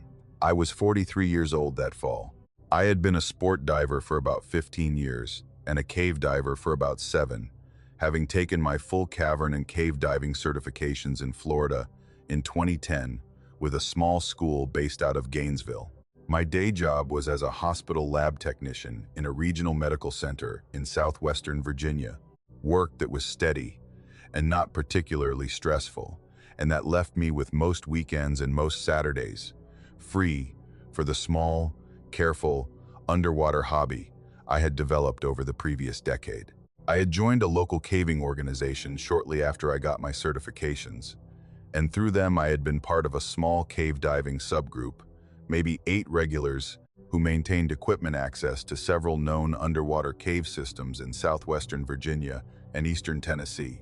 The cave I am writing about was a long-known, partly commercial system in a small county in southwestern Virginia, owned by a private family that had operated a small tour business out of the cave for several decades. The commercial portion of the cave was a half-mile loop of well-lit walking passage that visitors had been touring since the 1940s. Behind the commercial loop, accessible only with the family's permission and a signed waiver, was a much larger network of wild passage that extended for several miles, including a long horizontal corridor that ended in a sump, a pool of standing water that filled the passage from wall to wall, and continued underwater for a substantial distance into the limestone before resurfacing in another room about 300 yards away. The sump had been first dived in 1979. It had been mapped in detail in the early 1980s. It had a known maximum depth of about 90 feet at the deepest point, with a long sloping floor of clay and limestone that descended gently from the entry pool to that maximum depth, and then climbed back up into the resurgence room on the far side. Our dive club had been working the sump on a maintenance basis for years, doing periodic surveys to update the line and to check on the condition of the underwater passage. The dive I am writing about was a routine maintenance dive, the kind of dive I had done a dozen times in that sump over my 7 years of cave diving with the club. We had a small 4-person team that morning. Myself, our lead surveyor, a man in his early 70s named Wendell, who had been diving the sump since the original 1979 trip and who knew it better than anybody else in our organization, a second diver named Owen who was about my age, and a surface support person named Joanne, a non-diver who tended our equipment and watched our dive times from the dry chamber at the entry pool. Wendell, Owen, and I were going to do 2 dives that morning, working in pairs. Wendell and Owen were going to do the first dive, a circuit of the sump to inspect a section of guideline that had needed re-rigging during a previous inspection. I was going to do the second dive, a solo bottom run with 2 cameras to document the deepest section of the sump for an updated photo survey we had been compiling. We had hiked into the cave at 6 in the morning, carrying our scuba gear and waterproof packs through the half-mile of wild passage from the back of the commercial loop to the entry pool. The hike took us about an hour. We had reached the entry pool at 7. We had spent another hour suiting up and running our pre-dive checks. Wendell and Owen had splashed in at about 8:15. They had completed their circuit in about 40 minutes. They had surfaced at 8:55, given their report, and started breaking down their gear. I had splashed in at 9:20. The water at the entry pool was a steady 53 degrees, the typical year-round temperature of cave water in that region. I was wearing a dry suit, leather garments, double tanks, 2 regulators, 2 dive lights, 2 cameras, a backup mask, a backup primary light, a small reel, a slate, and a backup slate. I was overdressed for what was supposed to be a 40-minute photo dive, but our club's protocols required a full cave diving rig for any dive in the sump, regardless of the dive's purpose, and I had no objection to the protocol. Cave diving has killed more careful people than careless people, and the redundancy is the price of going down. I followed the permanent guideline from the entry pool down the long, sloping floor toward the deepest section. The visibility that morning was excellent. I had probably 40 feet of clear water in any direction, which was about as good as visibility ever got in the sump. The walls of the passage were the typical Greenbrier limestone of the region, with a few small clay pockets along the lower portions and a slow undulation of small overhangs and recesses along the route. The sump was a beautiful place. It had the particular quality of cave water that has not been disturbed for a long time, a perfect glassy stillness, with the occasional small drift of suspended particulates, catching my dive light in slow motion as I moved through the column. I reached the deepest section of the sump at about 10 minutes into my dive. The depth gauge read 91 feet. I clipped my reel onto a bolt at one of the survey stations, which I needed to do for orientation reasons during the photo work, and I started taking pictures of the clay floor and the limestone walls. It was during this stretch of photography that I noticed the crack in the wall. I want to describe it carefully. The deepest section of the sump runs along a long, curving stretch of limestone wall that has a number of small natural features in it, the result of millions of years of slow water flow shaping the rock. Most of these features were familiar to me from previous dives. I had photographed many of them. There was, however, a particular section of wall about 10 feet downstream from the deepest survey station where a vertical crack ran from about 80 feet of depth up to about 75 feet of depth. A roughly 5-foot-tall fissure in the limestone that was about 4 inches wide at its widest and tapered to nothing at the top and bottom. I had passed this crack on probably 20 previous dives without paying it any particular attention. It was a feature of the wall. It was the kind of feature you do not notice unless you are looking specifically at the wall in that spot for a particular reason. That morning, on this dive, my photo work had me framing shots of that section of wall. I was lit up from the side by my primary light, with my small camera light providing a softer fill from in front. The crack was visible in my framing. I was about to move past it. My primary light caught something inside the crack. I stopped. I drifted closer. I held position with my fins. I shone my light directly into the crack. About halfway up the fissure, wedged at an angle into the narrowest part of the opening, was a small dark object. The object was not limestone. It was not clay. It was not an old piece of cave equipment. It had a softer, organic quality. I could see, in the beam of my primary light, the suggestion of a curved profile that did not match the rock around it. I floated closer. I shone the light from a slightly different angle. It was a shoe. I want to describe what I saw. It was a small leather shoe, the kind of shoe that an old child's shoe is, with a soft rounded toe and a small low heel. The leather was dark, the color and texture of old leather that has been waterlogged for a long time but not destroyed, the way leather can sometimes survive in cold, still cave water for an unreasonable length of time. The shoe was right side up in the crack, as if it had been wedged there carefully. I could see, in the beam of my light, a small brass buckle at the front of the shoe, the kind of buckle that was used on children's shoes in the late 19th century, or the very early 20th century, before laces and Velcro had taken over. The shoe was, by any visual assessment, A girl's shoe. A small girl's shoe. The size of it, in proportion to my gloved hand as I moved closer, was probably a size 2 or 3 in modern American sizing. The shoe of a child of maybe 5 or 6 years old. I did not immediately reach for it. I held position in front of the crack and I looked at it for probably a full minute. I tried to think about what I was looking at.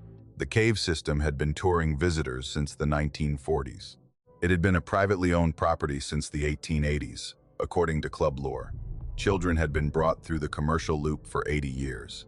It was conceivable, in some abstract way, that a child's shoe could have been left in the cave by some early visitor, although the dry commercial passage was nowhere near the sump, and it was not at all clear how a shoe from the dry passage could have ended up wedged into a vertical crack at 80 feet of depth in the deepest part of the sump.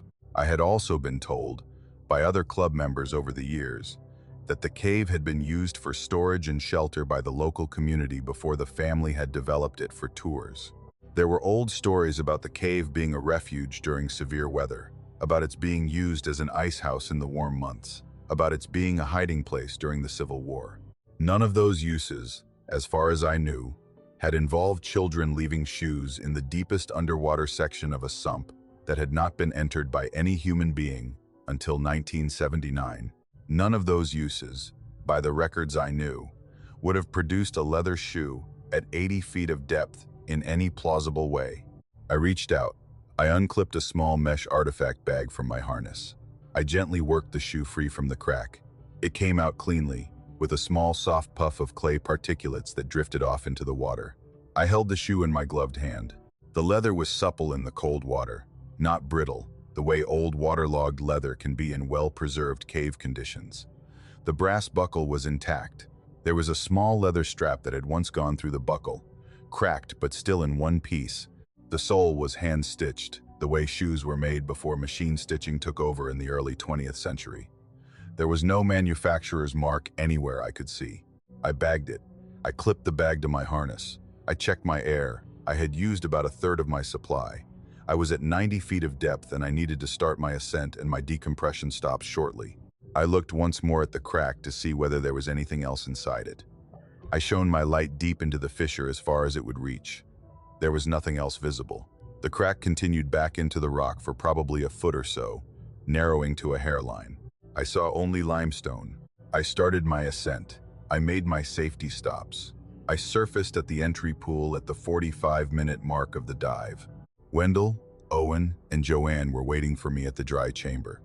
They saw, from my face, that something was different. I climbed out of the water. I pulled off my mask and my hood.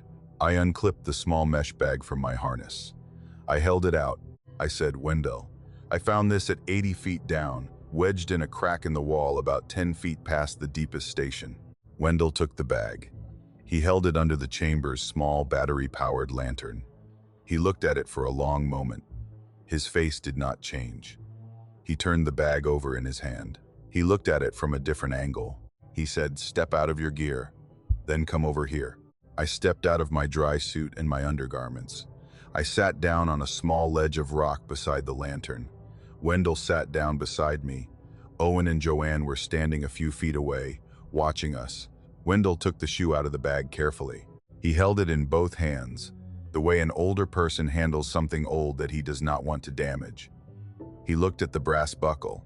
He looked at the leather. He looked at the hand-stitched sole. He said, very quietly, "I have seen a shoe like this before." I said, "When?" He said, 1984. He was quiet for a moment. Then he said, "We were doing a survey dive in this same sump. I was a younger man. I was on the team with 2 other divers. One of them was a man named Hugh Bryson, who passed in 1996. Hugh found a shoe like this one, slightly smaller, slightly different style, same kind of leather, same brass buckle, same kind of stitching. He found it lodged in a different crack, on the opposite side of the passage, at about 70 feet of depth. He brought it up. We took it to a state archaeology contact at a university in Charlottesville. The archaeologist looked at it. He told us it was probably a child's shoe from the period between approximately 1880 and 1910. He told us he could not say anything more without provenance, and we could not give him provenance. We did not know how the shoe had gotten where Hugh found it. The archaeologist asked us a few questions, and then told us that without context, he could not put a date on it, and that we should keep it as a curiosity but not as an artifact. He said it was probably lost during a flood event sometime in the early 20th century. He gave it back to us. Hugh kept it on a shelf in his garage for the rest of his life. When he passed, his widow gave it to me. It has been on a shelf in my house for the last 21 years. He paused. He turned the shoe over once more. He said, "I did not expect to see another one." I said, "Wendell." He looked up at me. His eyes, from behind the wire-rimmed glasses he had been wearing for as long as I had known him, were the eyes of an older man who had been a cave diver and a surveyor for 50 years and who had seen, in that span, most of the things a person can see in the underground rivers and chambers of southern Appalachia. I had never seen him look afraid. He did not look afraid in that moment either. He looked, instead, like a man who had been waiting for something to confirm and who was sorry to have it confirmed. I said, "What does it mean?" Wendell did not answer. He held the shoe in his hands. He looked down at it. He turned it over again. He said, after a long time, "I am going to take this home with me, with your permission. I am going to put it on the shelf next to the one Hugh found. I am going to lock the cabinet. I am going to ask you, as a favor, to not write this up in the trip report. I am going to ask you to not tell the other club members. I am going to ask you to not mention it at any of the regional caving meetings. Can you agree to that?" I said, "Wendell, what does it mean?" He looked at me. He said, "I do not know what it means. I have thought about Hugh's shoe for 33 years. I have not been able to explain it. I had decided, over the years, that it had been a single lost artifact, the way the archaeologist told us, and that I had been overthinking it. I had been comfortable with that explanation. With this one, I am not comfortable anymore." He paused. He said, "I will tell you what I think, because you have a right to know what you have found. I think there are children in this cave that we do not know about. I think there is a way into this passage that we have not surveyed. I think the way in is somewhere on the deeper side of the sump that we have not pushed yet, and that water flow events over the long history of the cave have moved small artifacts from that part of the system into the parts we have access to, and that occasionally, very occasionally, somebody finds one. I do not know how the children got into the cave. I do not know how long ago.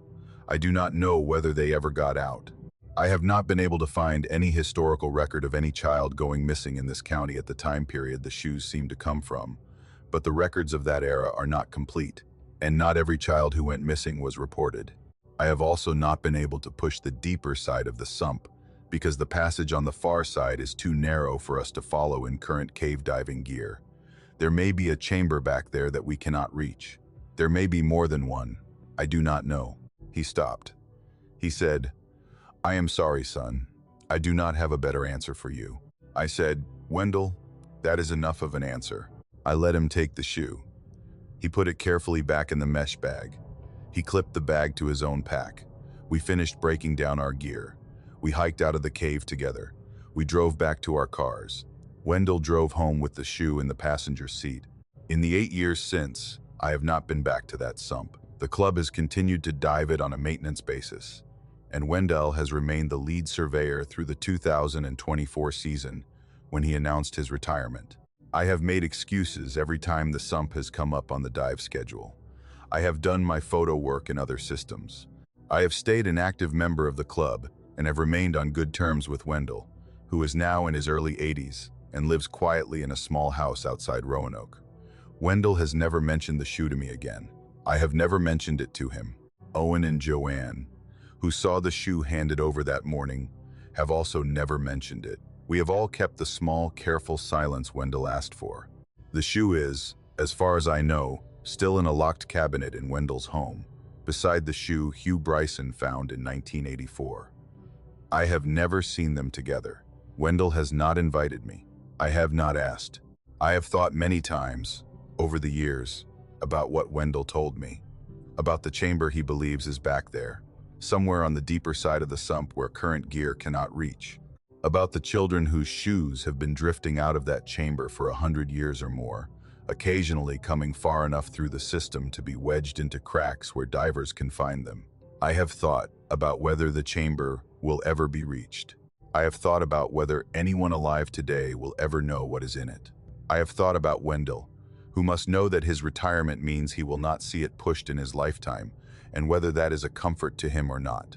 I have thought, on the bad nights when I cannot sleep, about whether Wendell is right at all, about whether the shoes came from a flood event the way the archaeologists suggested, about whether they came from somewhere I would prefer not to think about whether the children whose shoes have been showing up in this sump for over 100 years are children at all in any ordinary sense, about what it means that the shoes have not aged the way leather should age, about what it means that two of them, 33 years apart, were found in cracks in the wall, wedged carefully, as if somebody had placed them there. I have hoped, on the worst nights, that the third shoe, if there is a third one, is found by somebody else, by somebody who is not Wendell, who is too old now to keep adding to his cabinet, and who deserves to retire without seeing another. I have hoped the next finder takes it home and locks it in their own cabinet, as Wendell has done, and as Hugh Bryson did, and as I might do if the shoe came to me a second time, which I do not believe it will, because I have not been back. I have hoped, most of all, that somewhere on the deeper side of the sump, in the chamber Wendell believes is back there, the children, whoever they are at peace, and have always been at peace, and that the shoes drifting into our part of the system are only old objects working their way through cold water over a long time, and not anything more. I am not sure I believe my own hope. The brass buckle on the shoe I pulled out of the wall was, when I held it in my gloved hand, perfectly polished. There had been no tarnish on it. None. I was a geology graduate student on a research trip in a long surveyed cave in the mountains of southeastern West Virginia in the winter of 2015, and the memory of the side passage that should have dead-ended at 200 feet but kept going for at least another mile into a series of chambers that did not appear on any of the 3 independent survey maps of that cave, and of the small careful decision I made on my 3rd day underground to turn around and not say a word about it to anyone, has stayed with me for 10 years now, in a way I have never been able to set aside. I was 28 years old that February.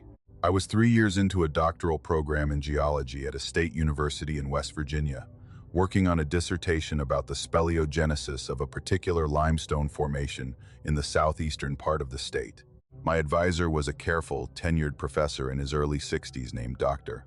Ridenour, who had spent his career working on the karst hydrology of the Appalachian Basin and who had, over the previous 20-some years, accumulated a small reputation as one of the more thorough researchers in his subfield. He had taken me on as his student because I had a background in cave surveying from my undergraduate years, and because he wanted somebody who was willing to spend long hours underground. The cave I am writing about was a long-known horizontal system in the limestone country of southeastern West Virginia, on a piece of state-managed land that allowed permitted research access. The cave had been mapped 3 separate times by 3 independent caving organizations over a span of about 45 years. The first survey was completed in 1962 by a regional caving group based out of Lewisburg. The second was completed in 1976 by a federal interagency team that had wanted current cave maps for natural resource planning purposes. The third, which I was working from, had been completed between 1983 and 1985 by a state-affiliated caving organization that had spent 2.5 years producing what was, and still is, considered the definitive map of the cave.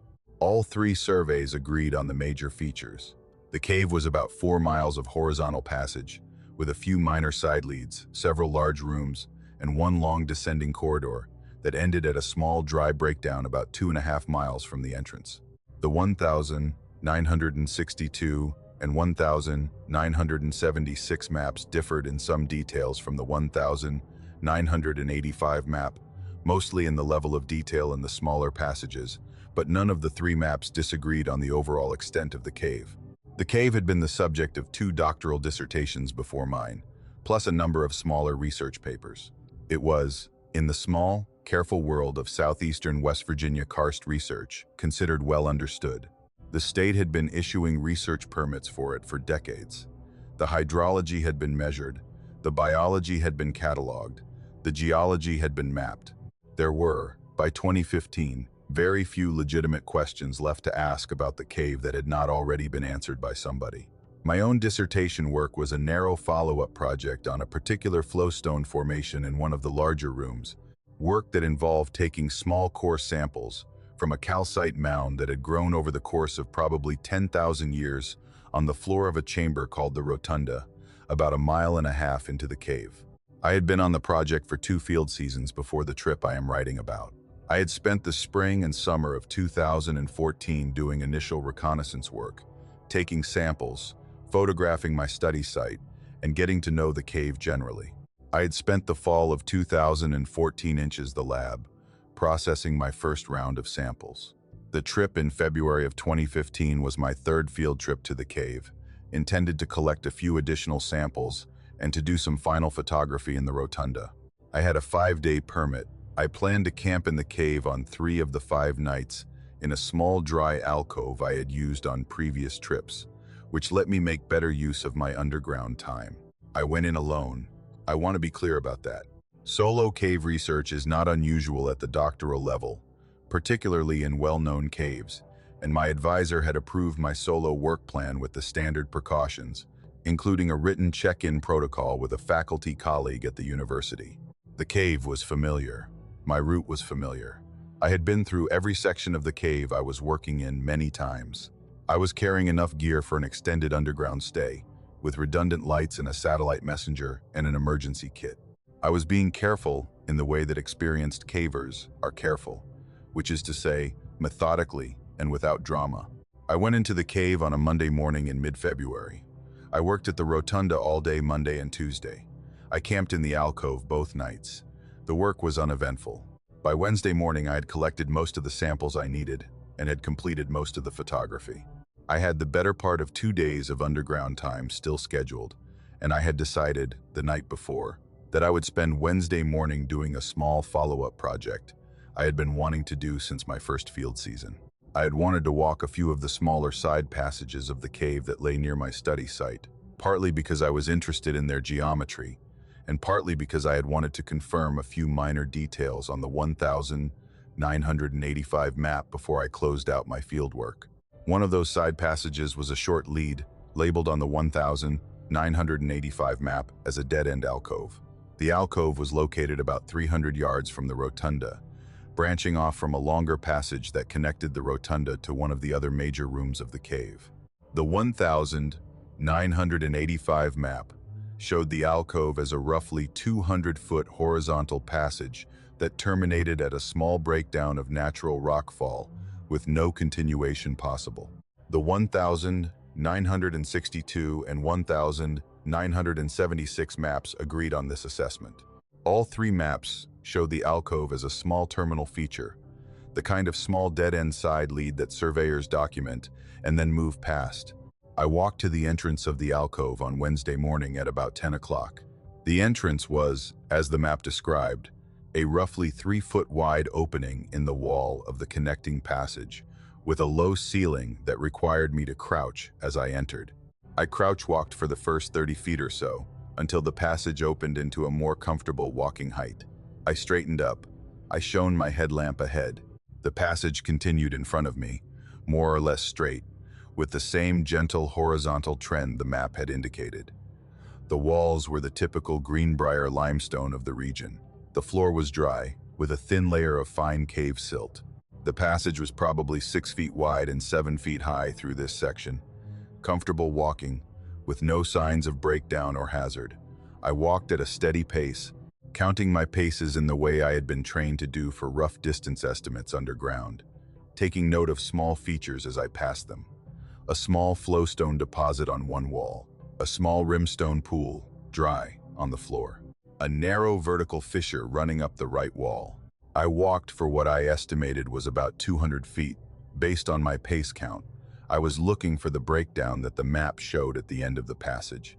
There was no breakdown. The passage continued. I want to be careful about how I describe this.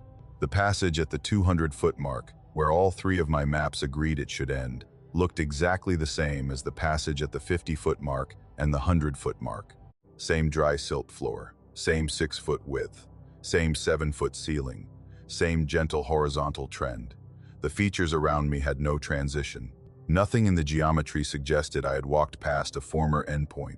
There was no widening, no narrowing, no change in the rock type, no shift in the air movement, no acoustic change. The passage just continued. I stopped. I looked at the map. I checked my distance estimate by pacing back 10 paces and then forward again.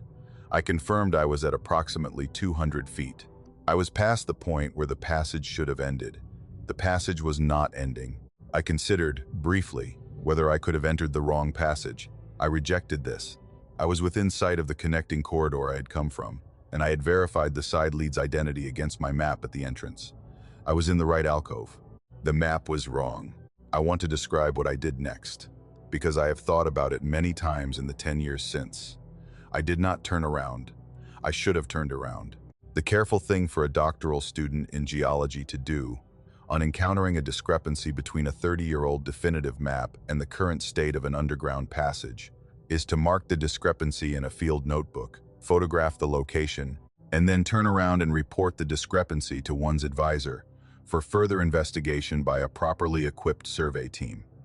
That is what the protocols of my field would have called for. That is what Dr. Ridenour, if I had asked him in advance, would have told me to do. I did not turn around. I walked forward. I want to admit that, plainly. I was 28 years old. I was tired from 2 days of careful, methodical sample collection. I had completed most of my dissertation work. I had a few hours of underground time to spare on a Wednesday morning. The passage in front of me was an unmapped continuation of a side lead that should have ended a few feet earlier, and I was, in that moment, a young researcher who could not resist seeing what was past where the map said the passage stopped. I walked. I kept count of my paces. I kept my headlamp pointed ahead of me. I took small snapshots in my mind of the passage features I passed, intending, when I turned around, to come back out and write them up carefully in my field notebook for a later report. I walked for what I estimated was another 400 feet beyond the supposed end of the passage. The passage did not end. It widened slightly at one point, narrowed slightly at another point, but maintained generally the same comfortable walking dimensions. The dry silt floor never broke. The walls remained limestone. The ceiling remained a stable 7 feet or so. I want to describe what I saw at about 600 feet from the alcove entrance. 400 feet past where my map said the passage ended. The passage opened into a chamber. The chamber was about 30 feet across and 20 feet high. The floor was the same dry silt of the passage I had walked, layered evenly across what looked like a flat limestone bedding plane. The walls of the chamber were the same Greenbrier limestone. The ceiling was a higher version of the same flat bedding plane. It was a perfectly ordinary cave chamber. It was the kind of small chamber that, on any other research trip, I would have noted in my field book with a few quick measurements and a sketch, and then moved on from. It was not impressive. It was not architecturally remarkable. It was a small chamber in a cave. It was not on any map. I stood at the entrance of the chamber. I looked at it. I felt the cold of the cave move through me in a particular way that I had not felt before. In 18 months of fieldwork in this system, the cold was not the temperature. The cave was its usual 53 degrees. The cold was something else. It was the cold of a researcher standing at the threshold of a chamber that should not exist, in a cave that has been mapped 3 separate times by 3 separate professional teams over 45 years, and understanding, slowly, that the absence of this chamber from those 3 independent surveys was not an oversight. I walked into the chamber. I want to admit that too. I walked across it. I noted, in passing, a small rimstone pool, dry, in one corner, a small calcite flowstone deposit on one wall, a scatter of small, dry pebbles on the floor that looked like ordinary cave breakdown. I crossed the chamber to the back wall. At the back wall of the chamber, the passage continued. I walked into the continuation. I walked another 200 feet through it. The passage opened into a second chamber. The second chamber was larger, probably 40 feet across, with a higher ceiling, the same dry silt floor, the same limestone walls. I crossed it. The passage continued at the back of it. I walked into the continuation. I walked another 300 feet. The passage opened into a third chamber. I want to describe my state of mind at this point. I had been walking for probably 45 minutes past the supposed end of the alcove. I was, by my count, somewhere over 1,200 feet beyond where my map said the passage ended. I was in a section of cave that was unmapped, unsurveyed, unknown to my research field, and that did not exist on any document of which I was aware. I was alone. My satellite messenger could not transmit underground. My check-in protocol with my faculty colleague was not due for another 2 days. Nobody on the surface knew where I was, except in the general sense that I was somewhere in the cave, working on samples that I had logged with my advisor before the trip. I stood in the third chamber. I looked back toward the second chamber, the way I had come. I looked forward, toward the back wall of the third chamber, where the passage continued again. I turned around. I want to describe the turning around carefully. I did not run. I did not panic. I did not feel panic. Exactly. I felt the slow, careful understanding of a young researcher who had walked further than he should have walked into a part of a cave that he was not supposed to know about, and who had been given a small, clear opportunity to walk out the way he had come without anything having reached out to stop him. I walked back. I retraced my steps through the third chamber and into the connecting passage, through the second chamber, through its connecting passage, through the first chamber, back into the original alcove passage. I walked the 400 feet of unmapped passage. I walked the 200 feet of the original mapped alcove. I crouch walked the last 30 feet. I came out into the connecting corridor that led back toward the rotunda. I went back to my campsite in the alcove I had been using. I did not take any photographs of the unmapped section. I did not write anything in my field notebook. I did not mark anything on my map. I sat in my small, dry alcove for a long time, eating a granola bar I had brought, drinking water from my bottle. I thought about what to do. I made a small, careful decision. I decided that I had not seen the chambers. I decided that the alcove had ended, as the map said it had ended, at 200 feet, in a small natural breakdown. I decided that I would tell my advisor, when I came out of the cave, that I had completed my Wednesday morning side project and had confirmed the 1,985 maps documentation of the alcove. I decided that I would not include the unmapped section in any of my publications. I decided that I would, in my own private mental record, treat the chambers as something I had not encountered. I do not know exactly why I made this decision. I have thought about it many times in the 10 years since. I think there were several reasons. I think I was afraid of what reporting the chambers would lead to, in terms of a follow-up survey effort that would have produced a more detailed map of the cave, which would have included documentation of the chambers themselves, which would have meant that they would have become known. I think I had a small, clear instinct, in the third chamber, that the chambers had been kept off the maps for a reason that the 3 previous survey teams had agreed on, and that I should agree on it too. I think the fact that 3 separate independent professional teams had all produced maps that ended the alcove at the same false breakdown told me something I did not need to articulate to myself at the time. I finished the rest of my fieldwork on Thursday and Friday. I came out of the cave on Friday evening. I drove back to campus on Saturday.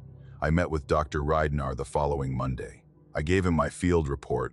I told him my Wednesday morning side project had gone smoothly and had confirmed the 1,985 maps documentation. He nodded. He did not ask me any further questions about the alcove. Over the following 2 years, I finished my dissertation. I defended in 2017. The dissertation included 2 technical chapters that became published papers in regional geology journals, both focused on the flowstone work in the rotunda. Neither paper mentioned the alcove. The dissertation did not mention the chambers. I have not gone back to the cave in the 8 years since I defended. I have continued to work as a geologist. I am now a research scientist with a state geological survey in a different state. I have not done any further work in southeastern West Virginia. I keep a small distance from the karst research community there. Dr. Reidnar retired in 2020. He passed away in 2022. I attended his small memorial service. I did not tell him, in his last years, about the chambers. I considered it near the end. I did not. I have thought many times about what is in those chambers. I have thought about whether the 3 previous survey teams went into them the way I did and made the same decision I made. The way 3 separate teams of careful professional cave surveyors apparently agreed, over a span of 45 years, to draw the alcove as ending at 200 feet at a false breakdown that does not exist. I have thought about what they all saw, and whether they saw the same thing. I have thought about whether the cave grows. I have thought about whether the chambers have always been there, or whether they have been opening up gradually over the decades, as some slow process moves a wall or a passage by inches at a time. I have thought about whether the sequence of chambers I walked through is a finite sequence, with an end somewhere, or whether it continues, chamber by chamber, indefinitely. I have hoped, on the bad nights when I cannot sleep, that the cave is well managed by the surveyors who came before me, and that the practice of mapping the alcove as ending at 200 feet has been an unbroken tradition since the 1962 survey team made that first decision, and that whoever picks up the cave after me, whether through my own published papers or through the institutional memory of the regional caving community, will inherit the same tradition and will continue it. I have hoped that no graduate student of any future advisor will go into the alcove on a Wednesday morning with a 400-foot pace count and a curious eye, and a willingness to walk past where the map says it stops. I have hoped, if they do, that they will have the sense I had, in the 3rd chamber, to turn around and walk out, and to never speak of it. I have hoped, most of all, that the chambers do not need to be mapped, and that whoever or whatever shaped them, and whoever or whatever uses them, if anyone does, has been comfortable with the long tradition of discreet professional silence that has kept them off the official maps of the cave for 45 years. I have my own small place in that silence now. I do not intend to leave it. The cave is, by every published measure, 4 miles long. I have walked at least a mile beyond that. I will not walk it again.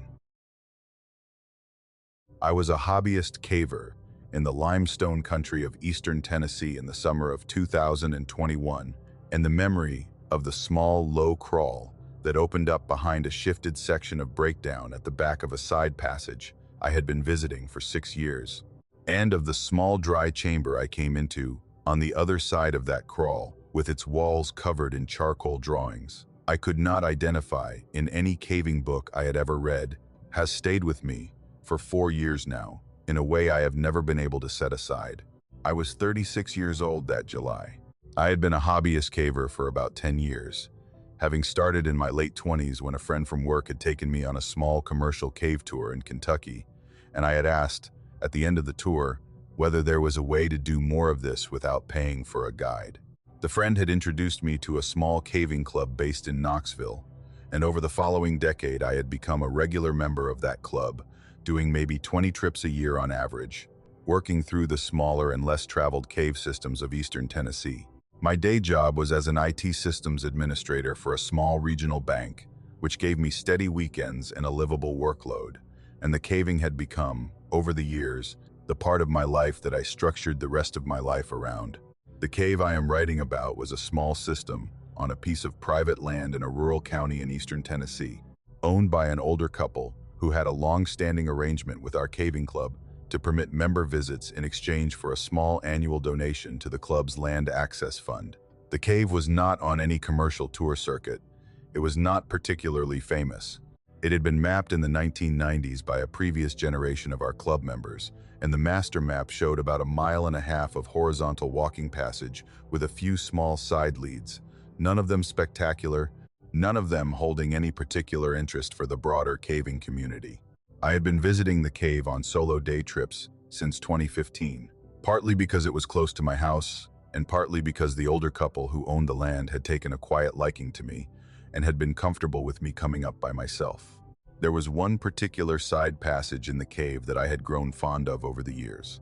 It was a small lead that branched off from the main trunk passage about 1/4 mile in from the entrance, ducking back into the south for about 150 feet before ending at a wall of natural breakdown, a pile of fallen limestone that the original survey team had documented as an impassable terminal feature in 1994.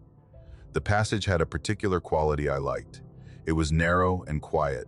The ceiling was low enough that I had to walk in a slight crouch through most of it. The floor was a thin layer of dry silt over packed clay, with the occasional small pocket of standing water in the lower spots after a rainy week on the surface.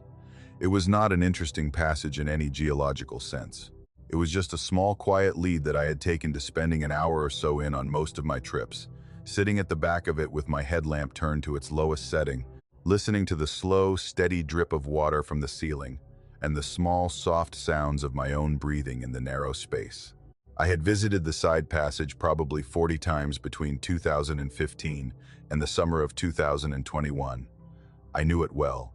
I knew the small features of the silt floor that did not change between visits, the small rimstone pool about halfway down the passage, the small flowstone deposit on the right wall about 30 feet from the breakdown, the particular pattern of the breakdown itself, a jumbled pile of fallen limestone blocks ranging from softball size to about waist high, packed against the back wall of the passage in the way that breakdown packs together over centuries. I went into the cave on a Saturday morning in mid-July of 2021. The previous winter had been a hard one in eastern Tennessee.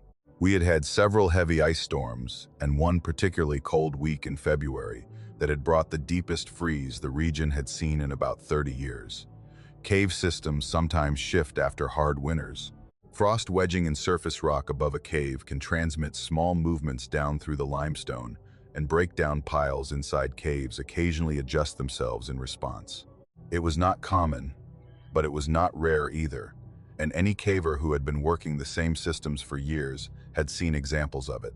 I walked into the cave that morning through the regular trunk passage. I reached the entrance to my favorite side lead at about 10 in the morning. I crouched into the lead. I walked the 150 feet to the back. I sat down on a small dry rock about 10 feet in front of the breakdown, my usual spot, and I turned my headlamp to its lowest setting. I sat there for probably 20 minutes, just being in the quiet of the passage, before I noticed what was different. The breakdown had moved. I want to describe this carefully. The breakdown at the back of the passage, which had been a static pile of jumbled limestone blocks for at least the 27 years since the 1994 survey, had shifted at some point during the previous winter.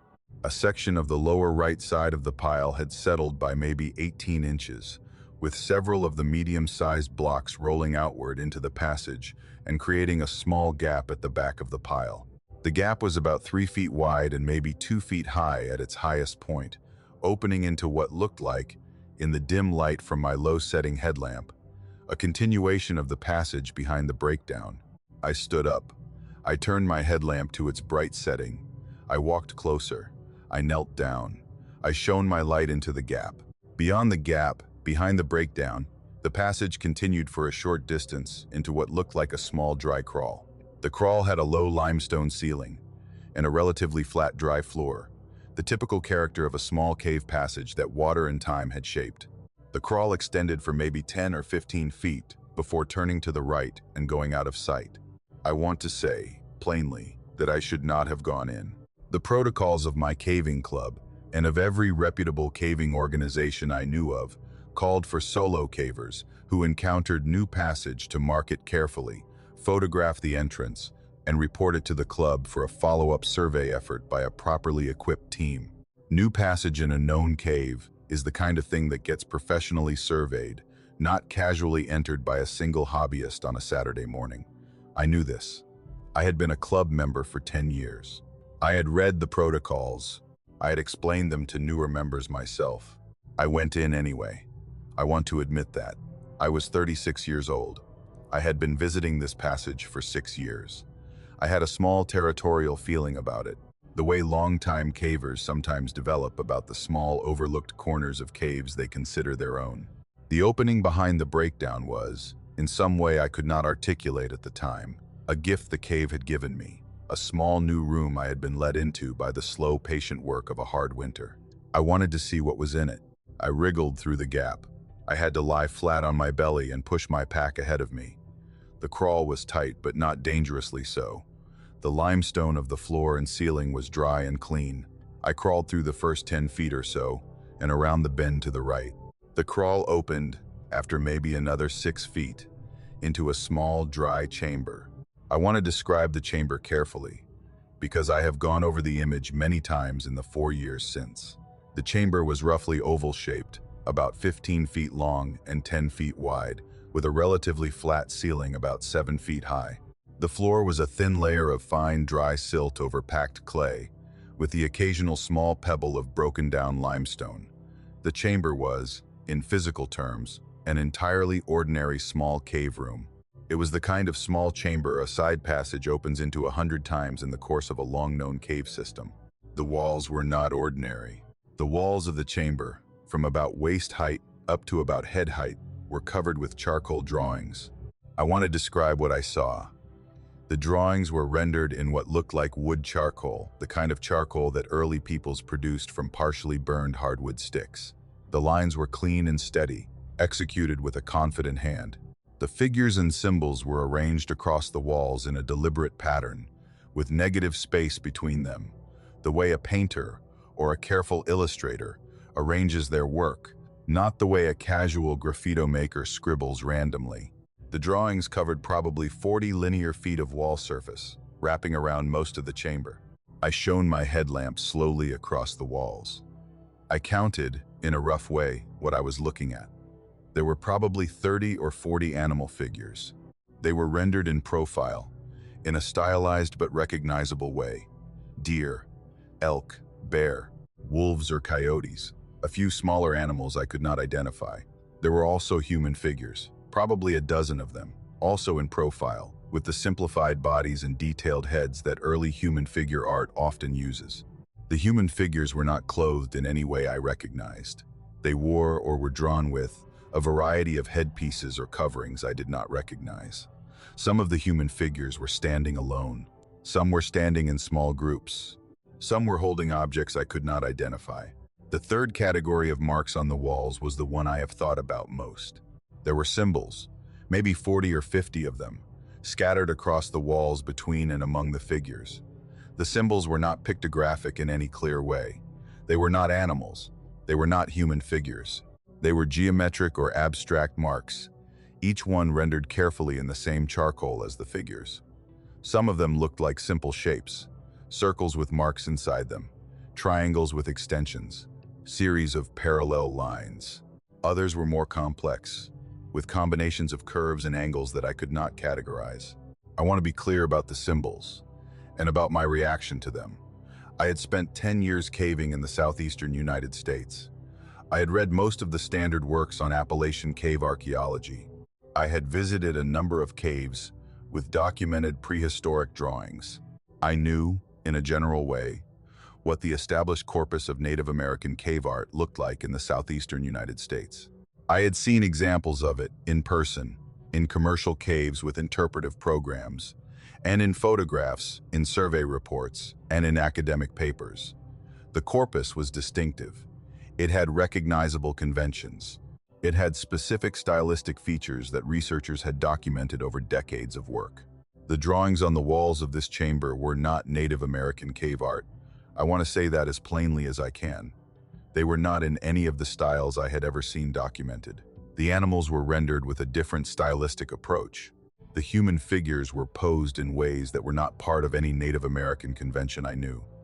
The symbols were not symbols I had ever seen in any Native American context, in eastern Tennessee or anywhere else. They were also not historical European or American marks.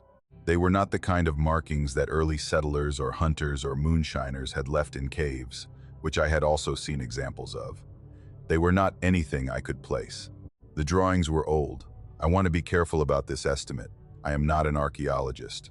I have a layman's understanding of the various cave deposition processes that allow rough age estimates of preserved organic materials.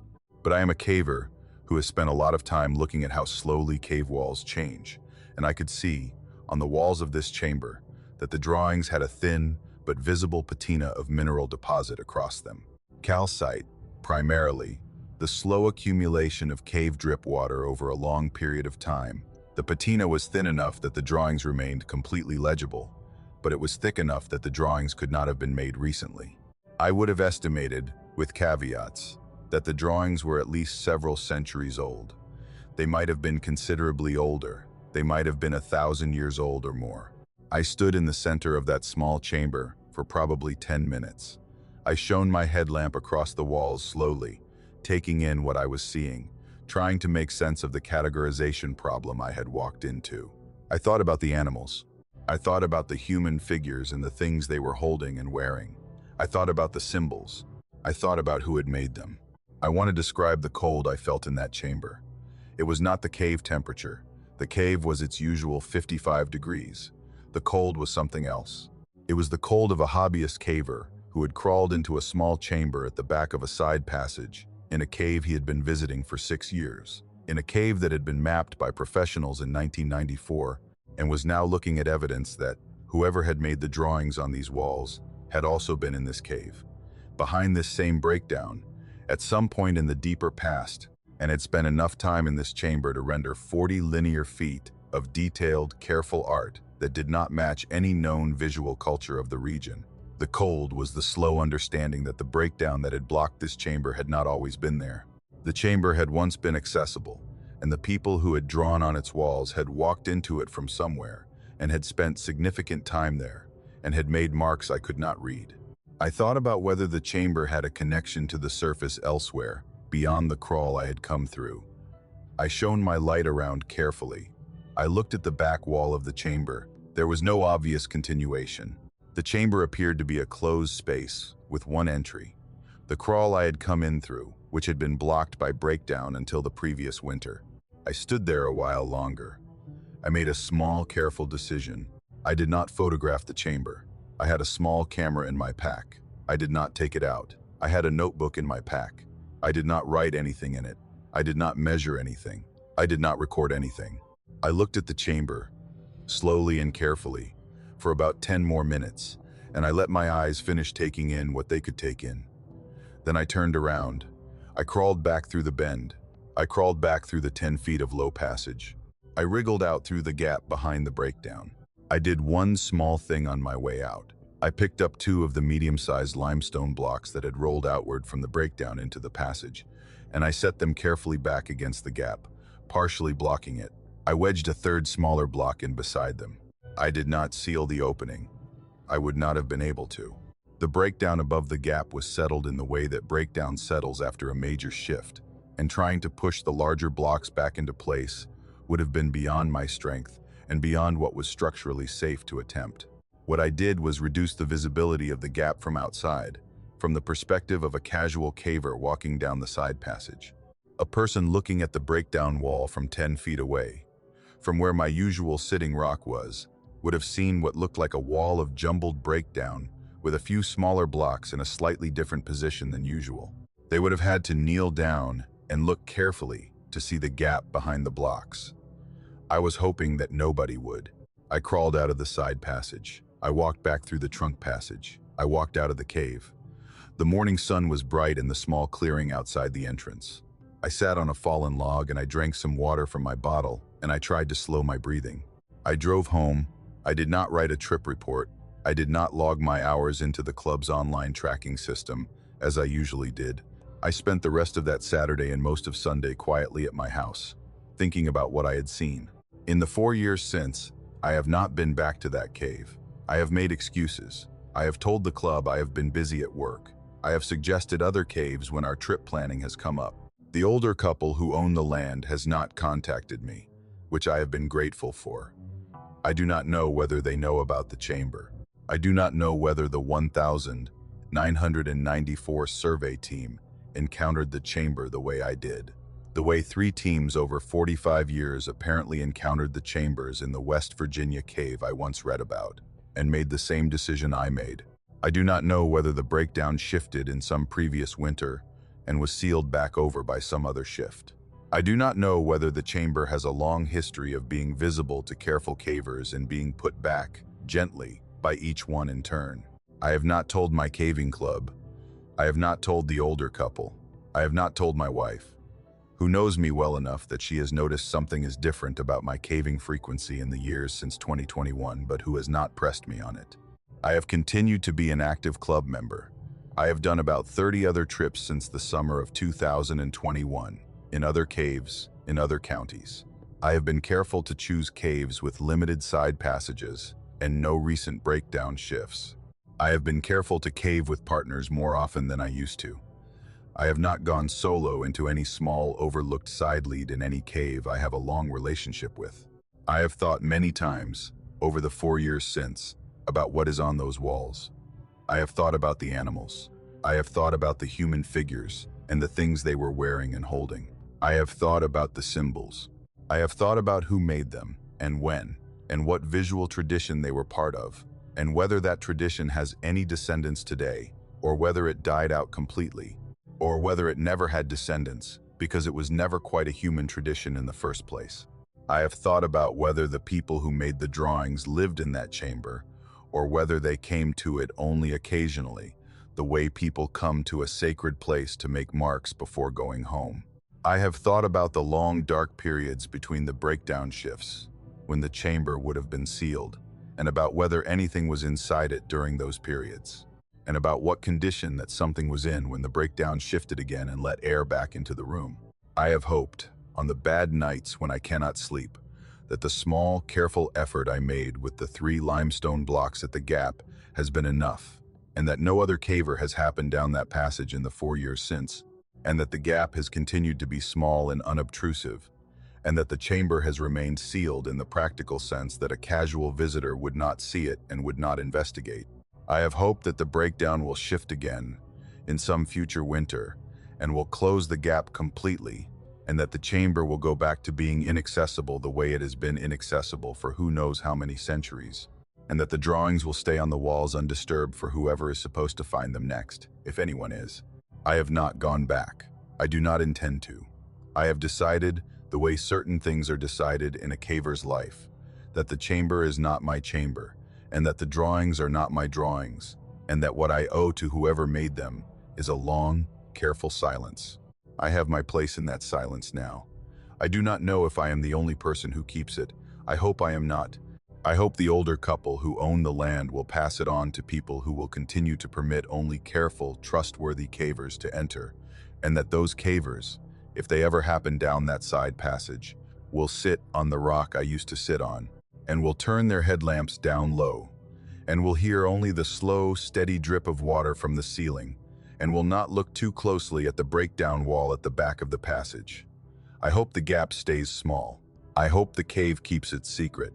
I hope the people who made the drawings, wherever they have gone, are at peace with the careful keeping of it. I was a novice caver on my first solo overnight bivouac in a dry chamber about a mile into a small horizontal cave in eastern Kentucky in the spring of 2014, and the memory of waking up at some unknowable hour of the night to the sound of slow, steady human breathing coming from the silt at the edge of the drip pool, a few feet from my sleeping bag, and of the 2 hours I lay in absolute darkness without turning on my headlamp, because I had decided, somewhere in the first 30 seconds of listening, that whoever was breathing in that chamber must not know I was awake, has stayed with me for 11 years now in a way I have never told another caver about.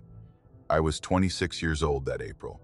I had been caving for about a year and a half by then, having started in the fall of 2012, when a coworker at a small architectural firm in Lexington had taken me on my first beginner trip with a regional caving organization. I had taken to it quickly. I had done my basic vertical training the following spring. I had done my advanced rope work that summer. By early 2014, I had logged probably 40 trips with the organization, mostly as a competent novice who could be trusted to follow more experienced leaders through the kinds of horizontal and modestly vertical caves that filled the limestone country of eastern Kentucky. The bivouac trip I am writing about was something I had been wanting to do for about 6 months. The organization sometimes ran multi-day camping trips into the longer cave systems, where teams of 4 to 6 cavers would spend 2 or 3 nights underground in established camp chambers, taking the time to explore deeper sections that could not be reached and returned from in a single-day trip. I had been on 2 of those team trips during my first year of caving. They had been wonderful. The particular quality of being underground for a full night, with the cave settling into its true character once the surface noise of human conversation faded, was something I had wanted to experience alone. I had read enough caving literature to know that solo bivouacs were not unusual among more experienced cavers, and I had decided, with the slight overconfidence of a young man who has done well at a hobby for 18 months, that I was ready to do one myself. I chose a small horizontal cave on a piece of private land that the organization had been visiting for years.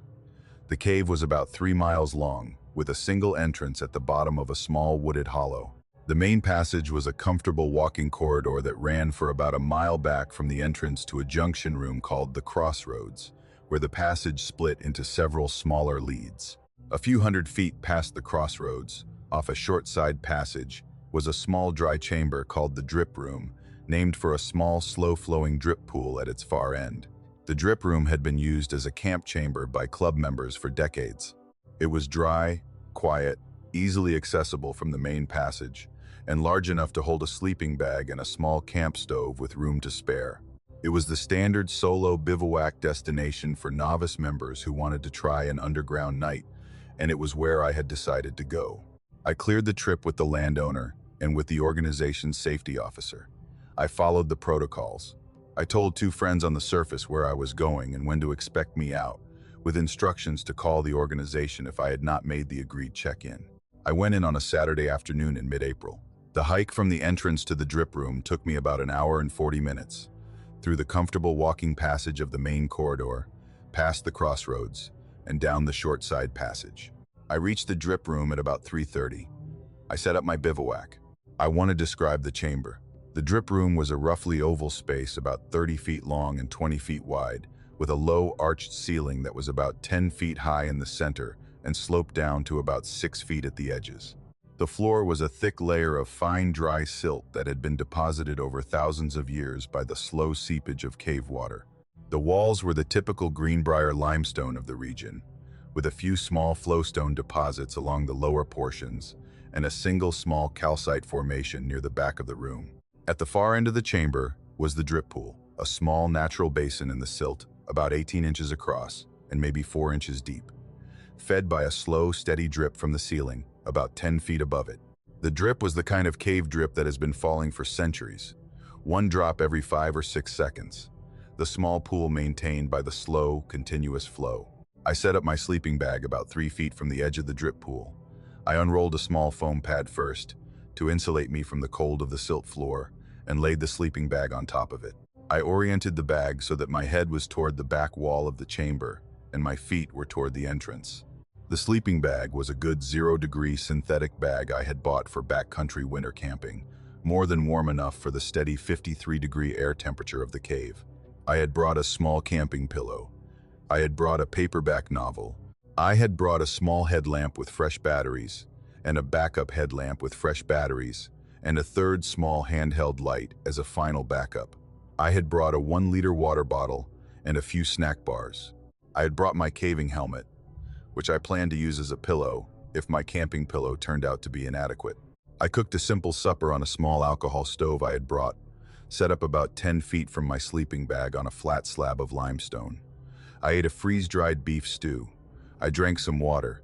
I cleaned up my stove and packed it back into my bag. I sat on top of my sleeping bag for about an hour and read my paperback by the light of my headlamp. The chamber was peaceful. The slow drip of water from the ceiling was soothing. I felt the particular quality of cave quiet settling around me, the deep absorbent silence that limestone chambers produce when nothing is moving and nobody is talking. I felt very content. At about 7 in the evening, by my watch, I decided to go to sleep. I climbed into the sleeping bag. I positioned my pillow under my head. I clicked off my headlamp. I want to describe the darkness of a cave chamber when the headlamp goes off. It is not the darkness of a bedroom at night. It is not the darkness of a forest at night. It is an absolute darkness, with no ambient light of any kind, no faint sky glow leaking around the edges of curtains, no small light from a distant street lamp, no faint star shine through windows. It is the darkness that exists at the bottom of an ocean trench or in the deep core of a planet. It is a darkness that does not adjust to your eyes, because there is no light for your eyes to adjust to. It is the same darkness, whether your eyes are open or closed. I lay in that darkness for probably 20 minutes. I listened to the drip of the pool, one drop every 5 or 6 seconds, the small, soft sound of a single drop falling into still water. I thought about the people who had lain in this chamber over the years, club members who had bivouacked in this same drip room, listening to this same drip. I thought about the people who had been in the cave before the club had started using it. The early Kentucky cavers of the 1950s and 1960s, the local farmers and hunters who had known about the cave for generations before that, the prehistoric peoples who had perhaps used the cave at various points in the long history of human presence in eastern Kentucky. I thought about the slow geologic processes that had created the chamber. I felt myself relaxing. I fell asleep. I do not know exactly what time it was when I woke up. My watch was on my wrist, but I did not look at it for a long time after I woke, because I did not want to move. I have estimated since, based on how I felt the next day and on how long I had been asleep before I woke, that it was probably around 10 in the evening, give or take an hour. I had been asleep for about 3 hours. I woke up because of a sound. I want to describe the sound carefully. I had been lying on my side, facing the drip pool, with my back to the entrance of the chamber. I woke up to the slow, steady sound of someone breathing. Not loud breathing, not labored breathing. The relaxed, unhurried breathing of an adult human being at rest. A breath in and a breath out at the rhythm of perhaps 14 or 15 breaths per minute, which is the standard resting rate for a healthy adult. The breathing was coming from a few feet away, from the direction of the drip pool, from the silt at the edge of the pool, 3 feet from where my own face was inside the sleeping bag. I did not move.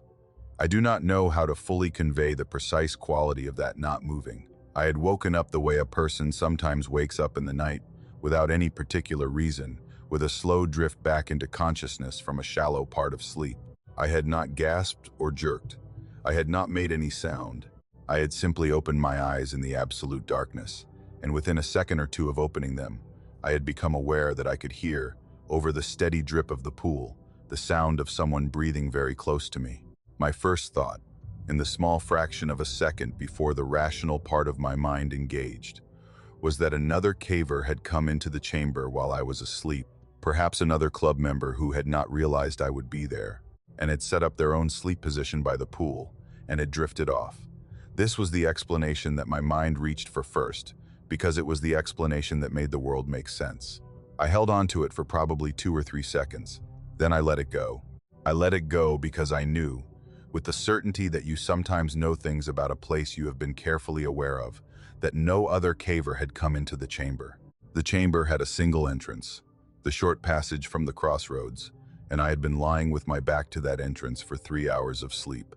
Any other caver coming in would have produced sounds that would have woken me long before they reached the drip pool.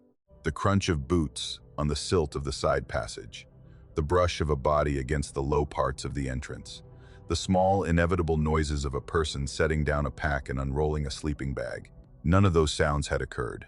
I had slept through 3 hours of perfect cave quiet, broken only by the slow drip of the pool, and I had woken up to the sound of someone already breathing at the edge of the pool, fully present, without any of the noises that would have accompanied their arrival.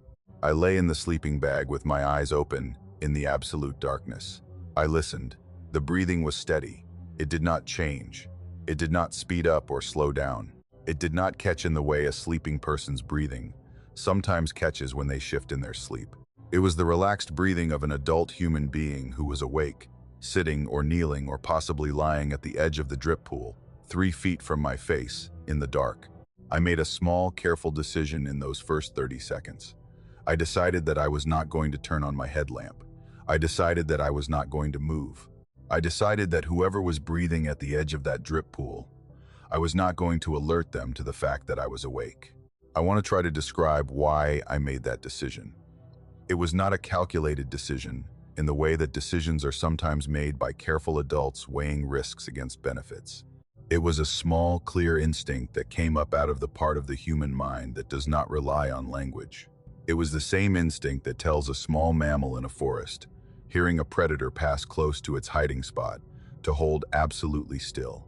It was the instinct that came to me, in that moment, lying in absolute darkness in a sleeping bag in a chamber a mile underground, listening to the steady breathing of something that should not have been there. I did not turn on the light. I lay very still. I did not change my breathing pattern. I tried to keep breathing in the slow, shallow rhythm that I had been breathing in my sleep, the rhythm of an unconscious sleeper, hoping that whoever was at the pool would hear my breathing as the breathing of a person who had not woken up. I do not know how successful I was at maintaining that pattern. The fear that came into me in those first 30 seconds made it very difficult to breathe at all without it becoming obviously controlled. I lay in the dark for what I later estimated was about 2 hours. The breathing continued. The breathing did not change. The slow drip of the pool continued, one drop every 5 or 6 seconds, audible underneath the breathing. The breathing was the dominant sound. It filled the chamber in the soft way that a single quiet breath fills a quiet room when there is nothing else competing with it. I could hear the small wet sound of inhalation. I could hear the small dry sound of exhalation. I could hear, faintly, the small ambient sound of cloth or skin or whatever covering of the body the breather had against itself, the small sound of a body holding itself in a position. I could not hear footsteps. I could not hear shifts of weight. I could not hear any sound that suggested the breather was aware of me, or alert, or planning anything. The breathing was the relaxed breathing of an adult human being at rest, a few feet from my face, for hours. I thought, during those 2 hours, about what to do. I thought about all the options and rejected most of them. I thought about turning on my headlamp suddenly, on the theory that whatever was at the pool would be startled and would flee. I rejected this. If the breather was a human being, startling them in absolute darkness would have been a way to provoke a violent response. If the breather was not a human being, I did not want to know what it looked like in the headlamp beam. I thought about quietly unzipping my sleeping bag and trying to slip out and run for the entrance. I rejected this. Any movement of the bag would have produced sound. The breather was 3 feet away. I would not have made it out of the bag, much less out of the chamber. I thought about waiting for the breather to leave on its own, which seemed like the only viable option, and which is what I ultimately did. I lay in the dark. I listened. I tried to think about anything other than the breathing. I thought about my paperback novel, which was lying somewhere on the floor, near the foam pad. I thought about the architectural project I had been working on at my firm. I thought about my parents, who lived in Indianapolis. I thought about the grocery list I had not made yet for the week ahead. I tried to think about the world above the cave, the surface world I could not see from where I was, and to picture it in detail as a way of holding on to the existence of a reality that did not contain whatever was breathing 3 feet from me. The breathing eventually faded. I want to describe the fading carefully, because I have thought about it many times in the 11 years since. The breathing did not stop. It did not break off suddenly, as it might have if something had gotten up and moved away quickly. It faded, slowly, the way a sound fades when something moves away from you at an unhurried walking pace. The volume decreased gradually over what I estimated was a minute or two, getting softer and softer, becoming faint, becoming barely audible, becoming inaudible. There was no accompanying sound of footsteps on silt. There was no rustle of cloth. There was no scrape of a body against the low parts of the entrance passage. There was only the slow, gradual fading of the breathing, as if whatever had been at the edge of the drip pool had simply gotten lighter and lighter as it moved away, leaving no other sound behind. When the breathing was gone, I lay in the dark for probably another 20 minutes. I did not move. I made sure the chamber was completely silent. I listened for the slow, steady drip of the pool, which was still going, a drop every 5 or 6 seconds. I listened for any other sound. I heard nothing. Then I turned on my headlamp. The chamber was empty. The drip pool was as it had been when I had set up. The silt around the pool was undisturbed. There were no footprints in the silt. There were no marks of any kind. The silt at the edge of the pool was as smooth as it had been when I had cooked my supper on the limestone slab on the other side of the room, hours before. Whatever had been breathing at the edge of the pool for 2 hours had not left a trace. I packed up. I packed quickly. I rolled up the sleeping bag. I rolled up the foam pad. I put everything back into my pack. I left the limestone slab where I had set up the alcohol stove, because it had been there long before me. I shouldered my pack. I walked out of the chamber. I hiked out of the cave in the dark with my headlamp on. The hike took me about an hour and 40 minutes. I did not stop. I did not look back. I came out of the cave entrance at probably 1 in the morning. I walked the short distance to my car. I drove home to Lexington. I got home at about 3. I called the safety officer of the organization the next morning to confirm I had come out, which was part of the protocol. I told him the bivouac had been good. I told him I had decided to come out late rather than spend the second night underground, and that I had everything I needed and was fine. He thanked me for checking in. I have not bivouacked in a cave since. I continued to be an active member of the caving organization for another 4 years before I moved to a different state for work. But I never did another solo overnight, and I did not do any of the multi-day team trips that the organization continued to offer. I told nobody what had happened. Not the safety officer, not the friends I had given my check-in instructions to, not other club members. I have told nobody in the 11 years since. I have thought many times about what was at the edge of the drip pool.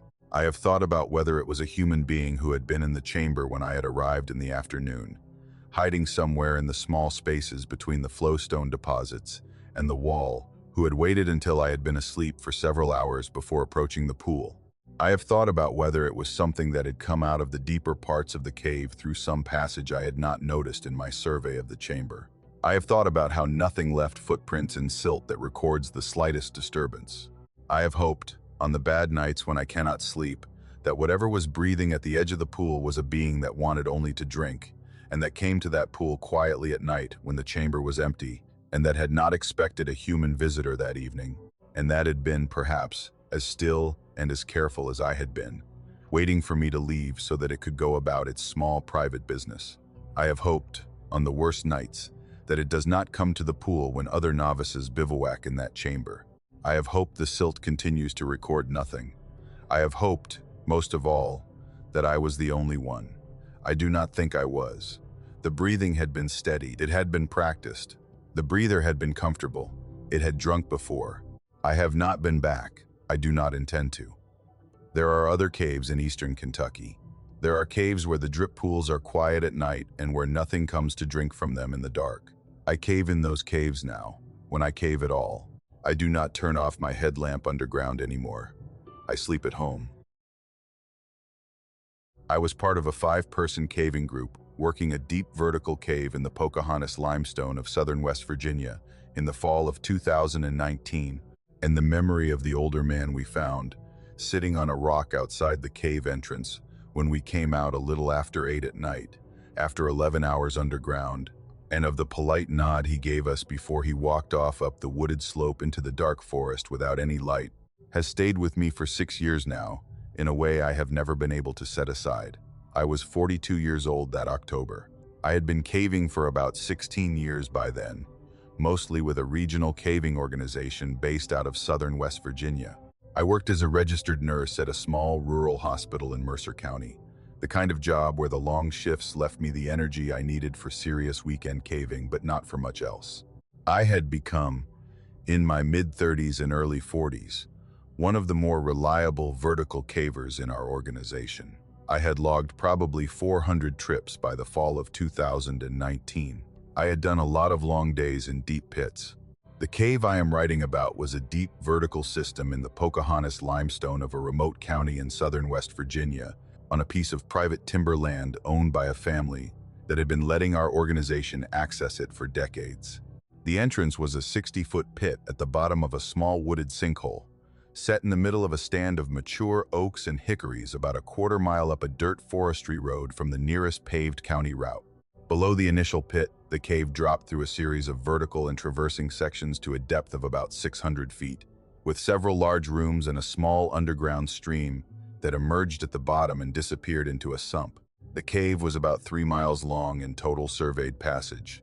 It had been mapped over many years.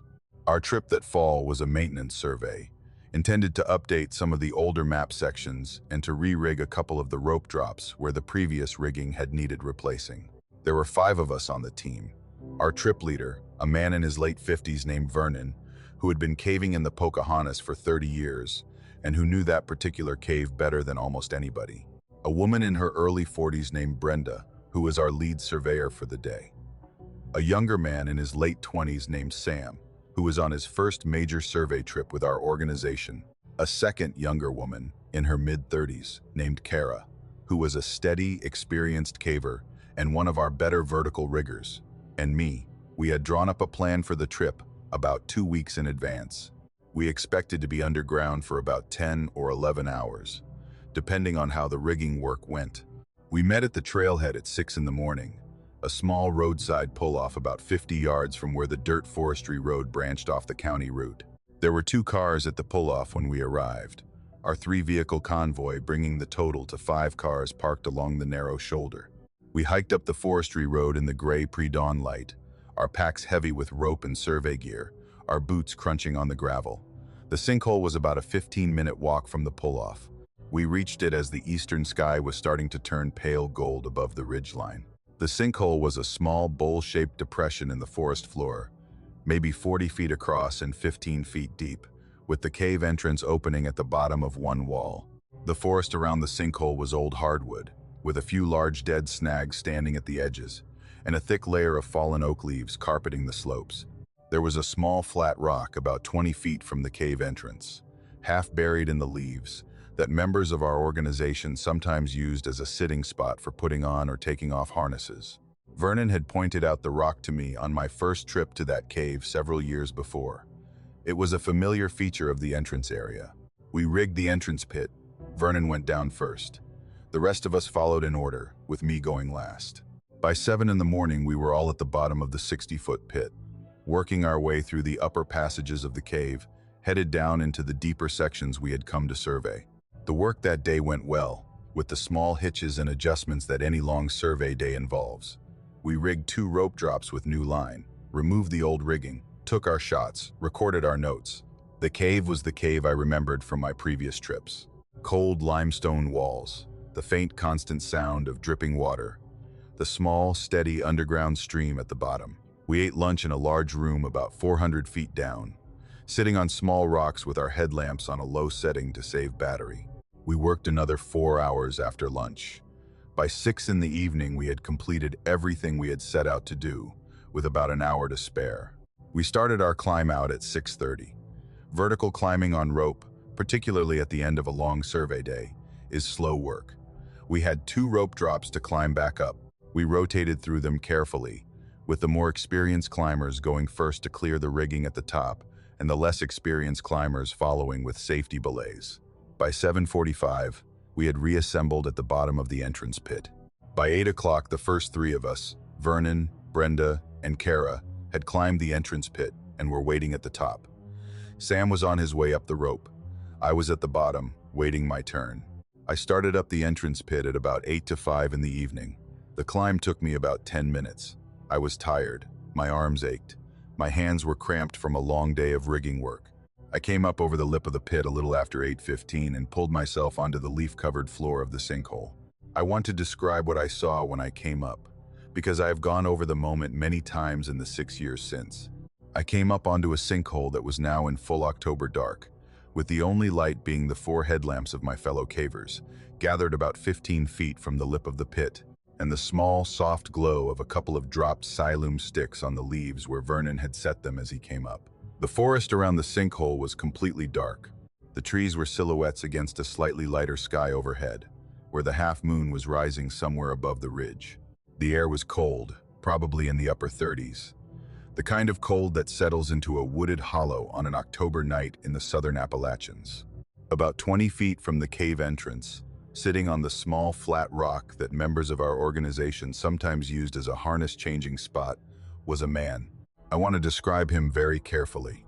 He was an older man, probably in his late 60s or early 70s, though it was hard to tell in the mixed light of our headlamps. He was thin, not wasted-looking, but lean in the way of an older mountain man who had spent his life working outdoors. His hair was short and gray, almost white. He had a full gray beard, neatly trimmed but not styled, the kind of beard that an older man maintains himself with a pair of scissors at a bathroom mirror. His face had the deep lines and the weathered tone of long sun exposure. He was sitting on the rock with his hands resting on his knees, looking down at the leaves at his feet. He was wearing a plain, dark flannel shirt, the kind of work shirt that had been sold at small-town hardware stores for 50 years.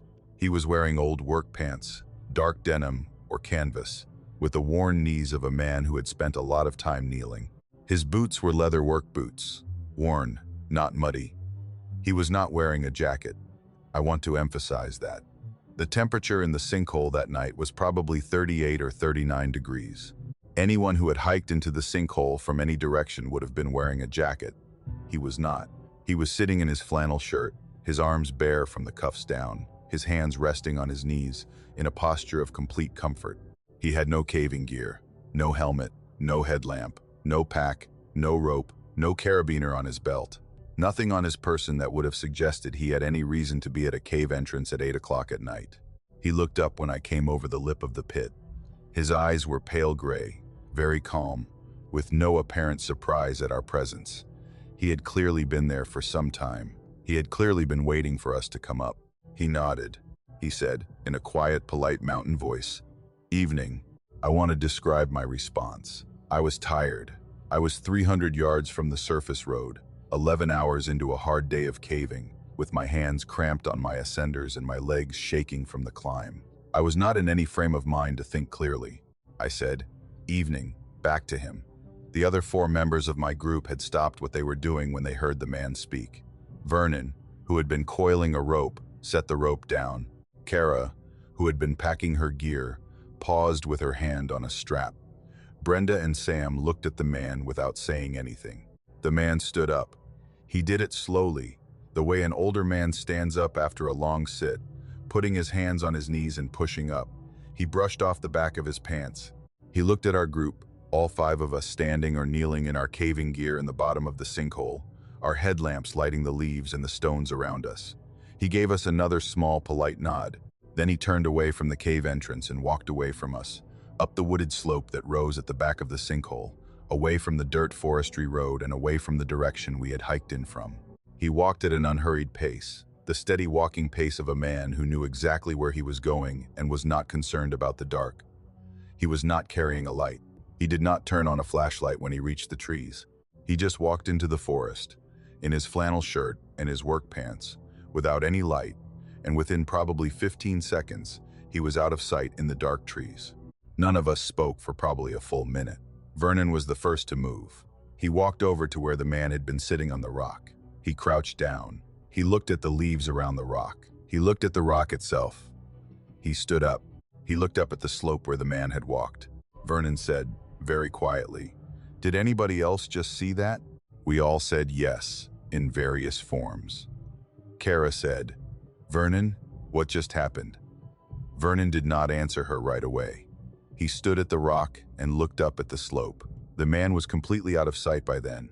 The slope rose at maybe a 30-degree angle into the forest, with a thick understory of small trees and rhododendron, and a man without a light walking into that slope at night should have been making considerable noise. We could hear nothing. The forest was completely silent. Not the soft rustle of an older man making careful progress through the brush. Not the faint snap of a stepped-on twig. Not anything. Vernon said finally, "Let's pack up and walk out. We'll talk in the cars." We packed up our gear. We did it quickly. We hiked back down the dirt forestry road to the pull-off at the county route. The hike took about 15 minutes. The forest around us was as dark as the sinkhole had been. Vernon walked at the front of the line. I walked at the back. None of us said anything. When we reached the pull-off, the 2 unfamiliar cars I had noticed that morning were both gone. Our 3 vehicles were the only cars there. The forestry road behind us was empty. There were no other vehicles parked anywhere we could see along the county route. We loaded our gear into the cars. We stood in the gravel for a few minutes, talking quietly. Vernon was the senior member. He led the conversation.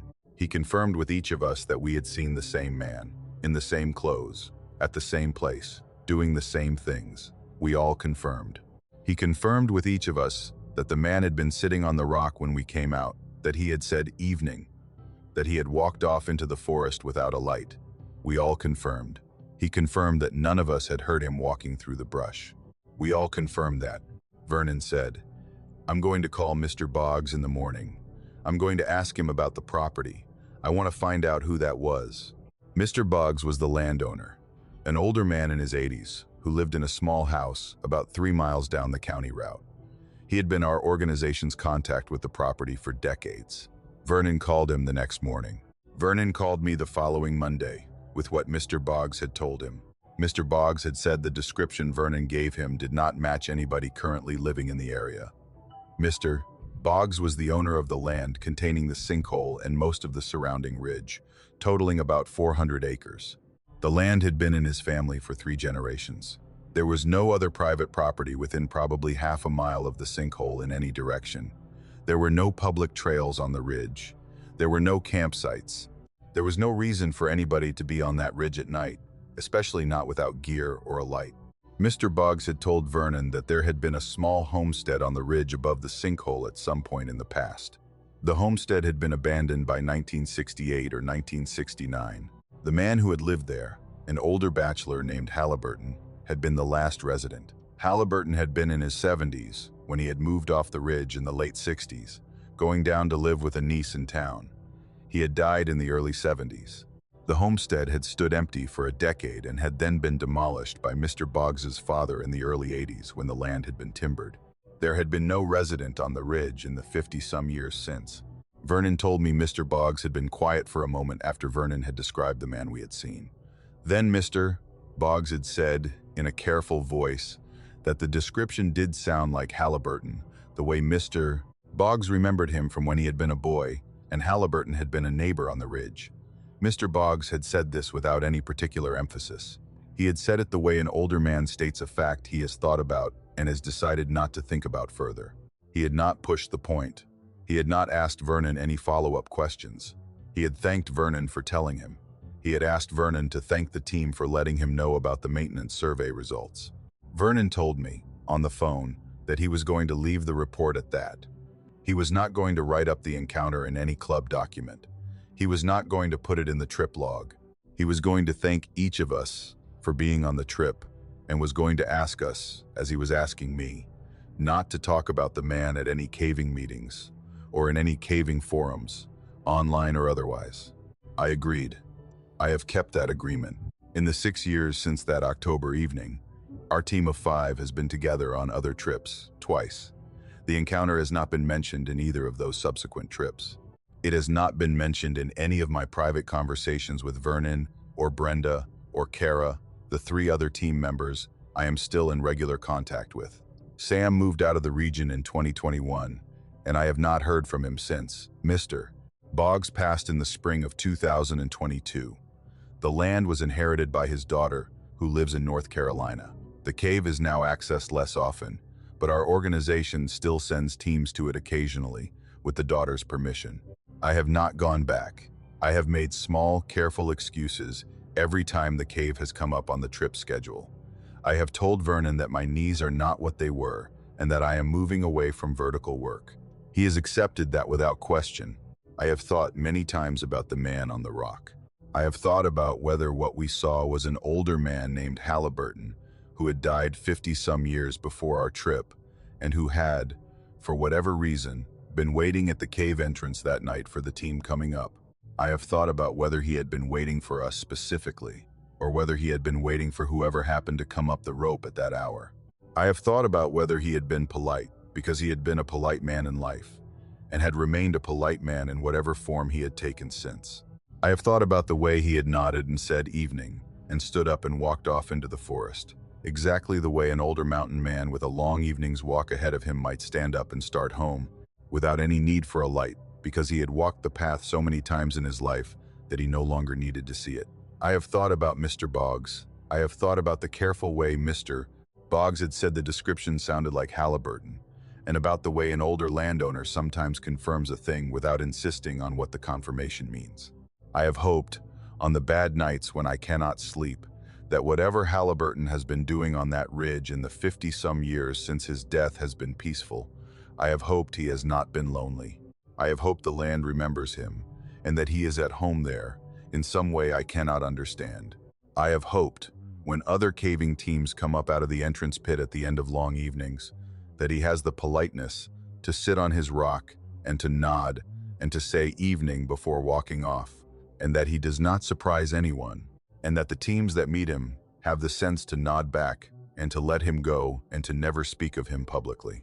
I have hoped, most of all, that the new owner does not sell the land to a developer who would clear-cut the ridge and grade the sinkhole for some other purpose.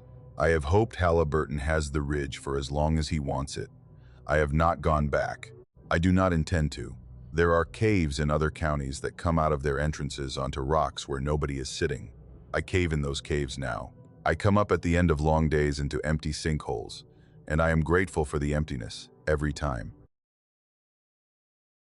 I was a veteran caver with 30 years of experience in the fall of 2022, and the memory of the small dry chamber I crawled into through a low limestone archway at the end of half a mile of virgin passage in a newly discovered cave in a remote drainage of eastern Kentucky, and of the perfect circle of 12 pairs of old leather work boots arranged toes outward on the silt floor at the center of that chamber, has stayed with me for 3 years now, in a way I have decided will be the last thing I carry from my caving life. I was 58 years old that October. I had been caving since I was 28, having taken my first trip in 1992 with an organization in central Kentucky that had taken a generous interest in beginners. I had logged, over the 30 years that followed, somewhere around 1,200 trips. I had surveyed in 9 states. I had been part of mapping projects in caves that are now in the standard reference works. I had taught dozens of younger cavers the basics of vertical work. I had done a lot of long days, in a lot of long passages, in a lot of cold limestone, and I had come up out of all of it without ever once having seen anything that I had felt the need to keep off a survey report. The work I am writing about was a virgin lead survey on a piece of private timber land in a remote drainage in eastern Kentucky, on a property whose owner had contacted our caving organization the previous summer through a regional caving contact. The owner was a man named Mavis Fletcher, who had inherited the property from his father in 2019, and who in the course of clearing some new logging roads in the spring of 2022, had uncovered a previously unknown cave entrance behind a small rock shelter at the back of one of his ridges. He had been smart enough not to enter the cave himself. He had reached out to our organization through a man he knew at the local feed store, and after a short exchange of letters and a phone call, he had agreed to let our organization send a small qualified team in to do an initial reconnaissance and a basic survey, in exchange for a full copy of the resulting map and a small annual fee for ongoing access. I had been chosen as lead surveyor for the initial entry. The decision had been made by our organization's leadership. I had the most experience. I had a clean record on virgin lead work. I had done about 40 initial entries over my 30 years. The organization paired me with a younger caver for the first trip, a man in his early 30s named Wesley, who was a competent surveyor and who needed the resume credit of a virgin lead with a senior partner. We were planned for a 2-day trip in mid-October, with 1 day of reconnaissance and 1 day of basic survey work, after which we would return to plan a more extensive mapping effort with a larger team in the spring. We met Mr. Fletcher at his small farmhouse on the morning of October 15. He was a careful, polite man in his late 60s, the kind of mountain landowner who had been generous with us out of a quiet pride in his property and a desire to know what was on it. He drove us up to the new entrance in his pickup truck on a freshly cut logging road. The entrance was at the back of a small wooded hollow, behind a low limestone rock shelter that stood at the base of a ridge.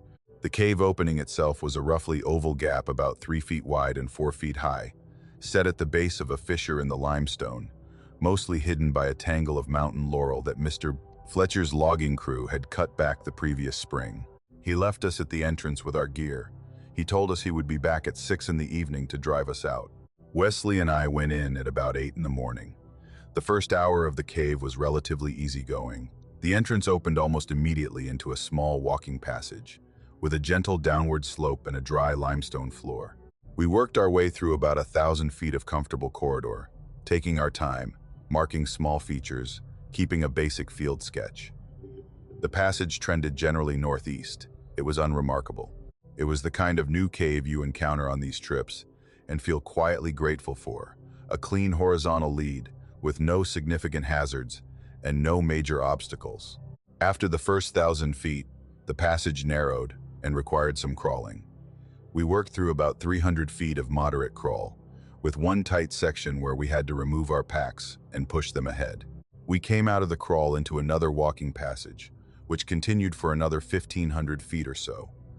By mid-afternoon, we had pushed about half a mile of new passage from the entrance. We were tired, but the work was going well. The passage ended at a small, low archway in the limestone wall. I want to describe the archway carefully. It was a roughly horizontal opening at the base of the wall, about 4 feet wide and maybe 2.5 feet high. The shape of the opening was clean, almost rectangular, with the kind of sharp lower edge that suggested the limestone had been shaped by water running across the floor for a long time. Beyond the archway, my headlamp beam showed what looked like another chamber, a low space with a flat silt floor and an unclear far wall, the size of which I could not determine from the entry side. Wesley and I conferred briefly. The archway was tight enough that we could not fit through with our packs on. We decided that I would go through first, given my seniority and the fact that the chamber beyond was an unknown, and that I would do a quick reconnaissance and come back out before we made any decisions about further work. Wesley would wait at the archway with the survey gear. I took my pack off. I lay flat on my belly. I pushed my helmet ahead of me with my arm extended. I crawled through the archway. I came out of the archway into a small chamber. I want to describe what I saw very carefully. The chamber was roughly oval-shaped, about 20 feet long and 12 feet wide, with a flat ceiling about 6 feet high at the highest point and lower toward the edges. The floor was a layer of fine, dry silt, undisturbed and even, with no rocks or debris on it that I could see. The walls were the typical Greenbrier-style limestone of the region. The chamber was, in physical terms, a perfectly ordinary small cave room, the kind of room a virgin lead opens into many times in the course of a survey project. In the center of the floor was a circle of boots. I want to describe what I saw with as much precision as I can, because the image has stayed with me with an unusual completeness over the 3 years since. There were 12 pairs of boots, 24 boots in total. They were arranged in a perfect circle about 10 feet across, evenly spaced around the perimeter, with each pair set side by side as a man would set his own boots down at the foot of his bed at the end of the day. The boots were standing upright on the silt floor, toes pointed outward, away from the center of the circle, heels pointed inward, toward the center. The boots were not new. None of them were. They were all worn leather work boots, men's boots, the kind that working men in the southern Appalachians have worn for generations. Each pair was different from the others. Some of the boots were very old. The leather was darkened to an almost black brown, with the soles worn nearly smooth and the seams beginning to come apart in a few places. The style of the oldest pair, with a particular high lace pattern and a narrow round toe, looked to my eye like late 19th century or early 20th century work boots, the kind of boots a logger or a farmer would have worn in the 1890s or 1900s. The newest pair was clearly recent. The leather was still flexible. The soles had not entirely worn through. The style of the toe and the construction of the upper looked like something from probably the last 15 or 20 years, the kind of work boot you could buy at a Tractor Supply or a Walmart in the 2000s or 2010s. The other 10 pairs spanned the years between. There were boots that looked like they were from the 1920s or 1930s, with the heavier construction and the small metal eyelets of that period. There were boots from the 1940s, with the steel-toe military-influenced styling that became common during and after the war. There were boots from the 1950s and 1960s and 1970s, in styles I could roughly date from my own memories of older men's work clothing growing up in Kentucky. There were boots from the 1980s and 1990s, which I could date with more confidence because I had bought boots in those decades myself. Each pair had been worn. I want to be clear about this. The wear patterns on the boots were the wear patterns of human use. The soles showed the gait of the men who had walked in them. Some had been worn long and hard. The oldest pair had soles that had been resoled at least once, probably twice, with the layered leather visible at the edges. Some had been worn for shorter periods and showed less compression. All of them had the small specific marks of a particular human walker, the slight outer edge wear of one man's gait, the inner edge wear of another, the heel strike pattern of a third. The boots were dry. The chamber was dry. There was no water flow. There was no drip from the ceiling. There was no clay residue on the boots or on the silt around them. The boots were as clean and as well preserved as you would expect boots to be in a perfectly dry cave chamber that had not flooded in living memory.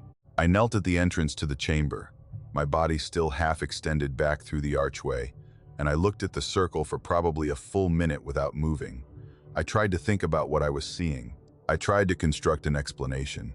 I considered whether the chamber might have been used at some point as a private storage area by a long-ago family, and whether the boots had been deposited slowly over generations as part of some local custom of leaving a worn-out pair of boots in a small cave at the end of a working life.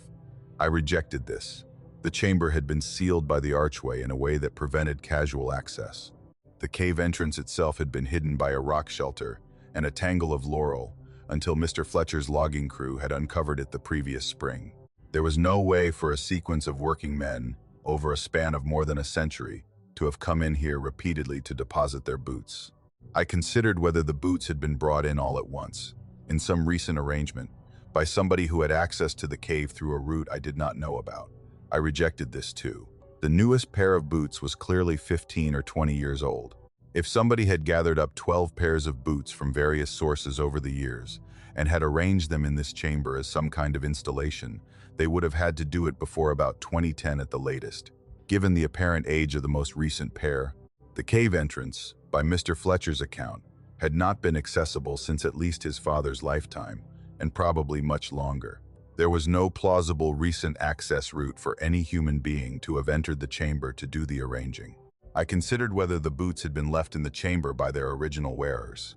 Each man, over a span of more than a century, having found his way into this chamber at some point in his life, having taken off his boots and arranged them carefully on the silt, having walked out of the cave barefoot, leaving his boots behind. I considered this carefully. It was the only ordinary explanation that fit the physical facts. If 12 men, over the course of about 120 years, had each entered this chamber once and had left their boots in it, the boots would look exactly like what I was seeing. But 12 men over 120 years averaged out to one man every 10 years. And each of those men would have had to find his way through half a mile of virgin passage, including a 300-foot crawl, including the low archway I had just come through, in order to reach this chamber. I considered, finally, the possibility that the boots had not been arranged by their original wearers, and that the original wearers had not necessarily walked out of the cave afterward. I want to describe the cold that came into me as I considered that last possibility. It was not the temperature of the cave. The cave was its usual 53 degrees. It was the slow understanding that I was looking at 12 pairs of boots that had been worn by 12 different men over the course of a span longer than my own lifetime, that the boots had been arranged by somebody, and that the boots were the only thing the men had left behind.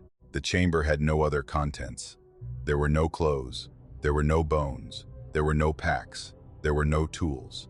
There were no signs of any human activity in the chamber other than the boots themselves and the careful pattern of their arrangement. I stayed in the archway for another 30 seconds. I did not enter the chamber. I did not stand up.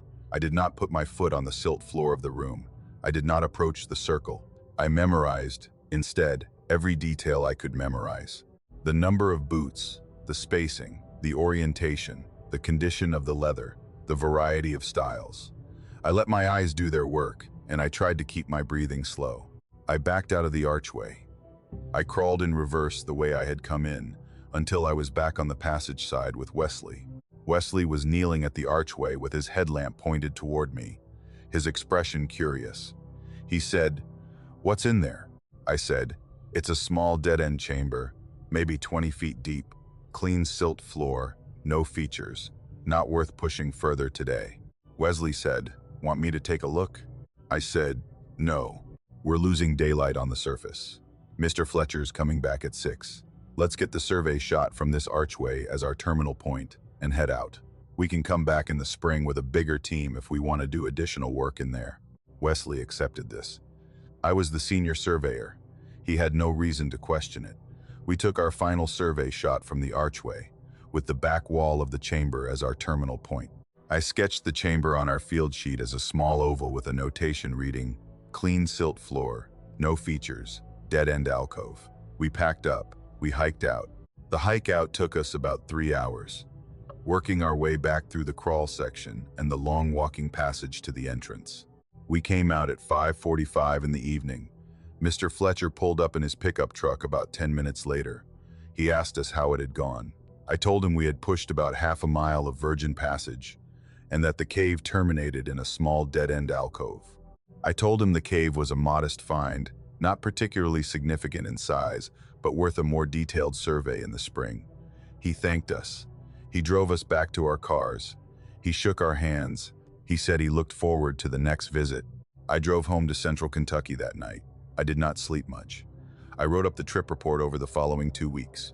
The report described the half mile of passage in detail. It described the archway. It described the small chamber as a clean, silt-floored alcove with no features. The report was filed with our caving organization. A copy was sent to Mr. Fletcher. I did not return for the spring follow-up. I announced my retirement from active caving in late February 2023. I cited age. I cited my knees. I cited the fact that I had been doing this for 30 years and that I wanted to spend my remaining time on other things. The organization gave me a quiet appreciation event in the spring. Wesley spoke at it. He thanked me for taking him on the Virgin lead the previous fall. He said the trip had been a memorable one in his early caving career. He did not mention the chamber. He did not have anything to mention. The organization sent a larger team back to the cave in May of 2023. The team did a detailed mapping of the half mile of passage.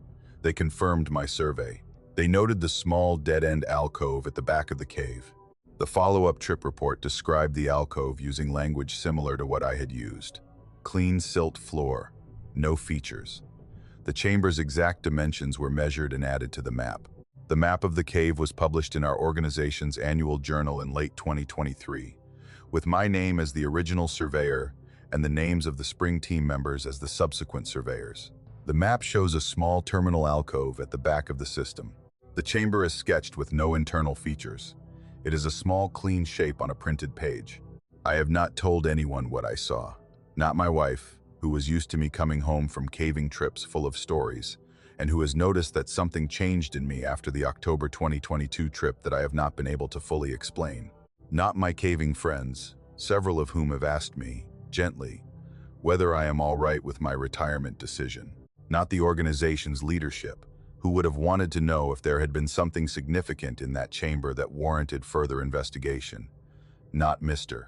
Fletcher, who was a good, honest man and who deserved the full truth about his own property, but who, I judged, would have been worse off knowing what was in the alcove than not knowing.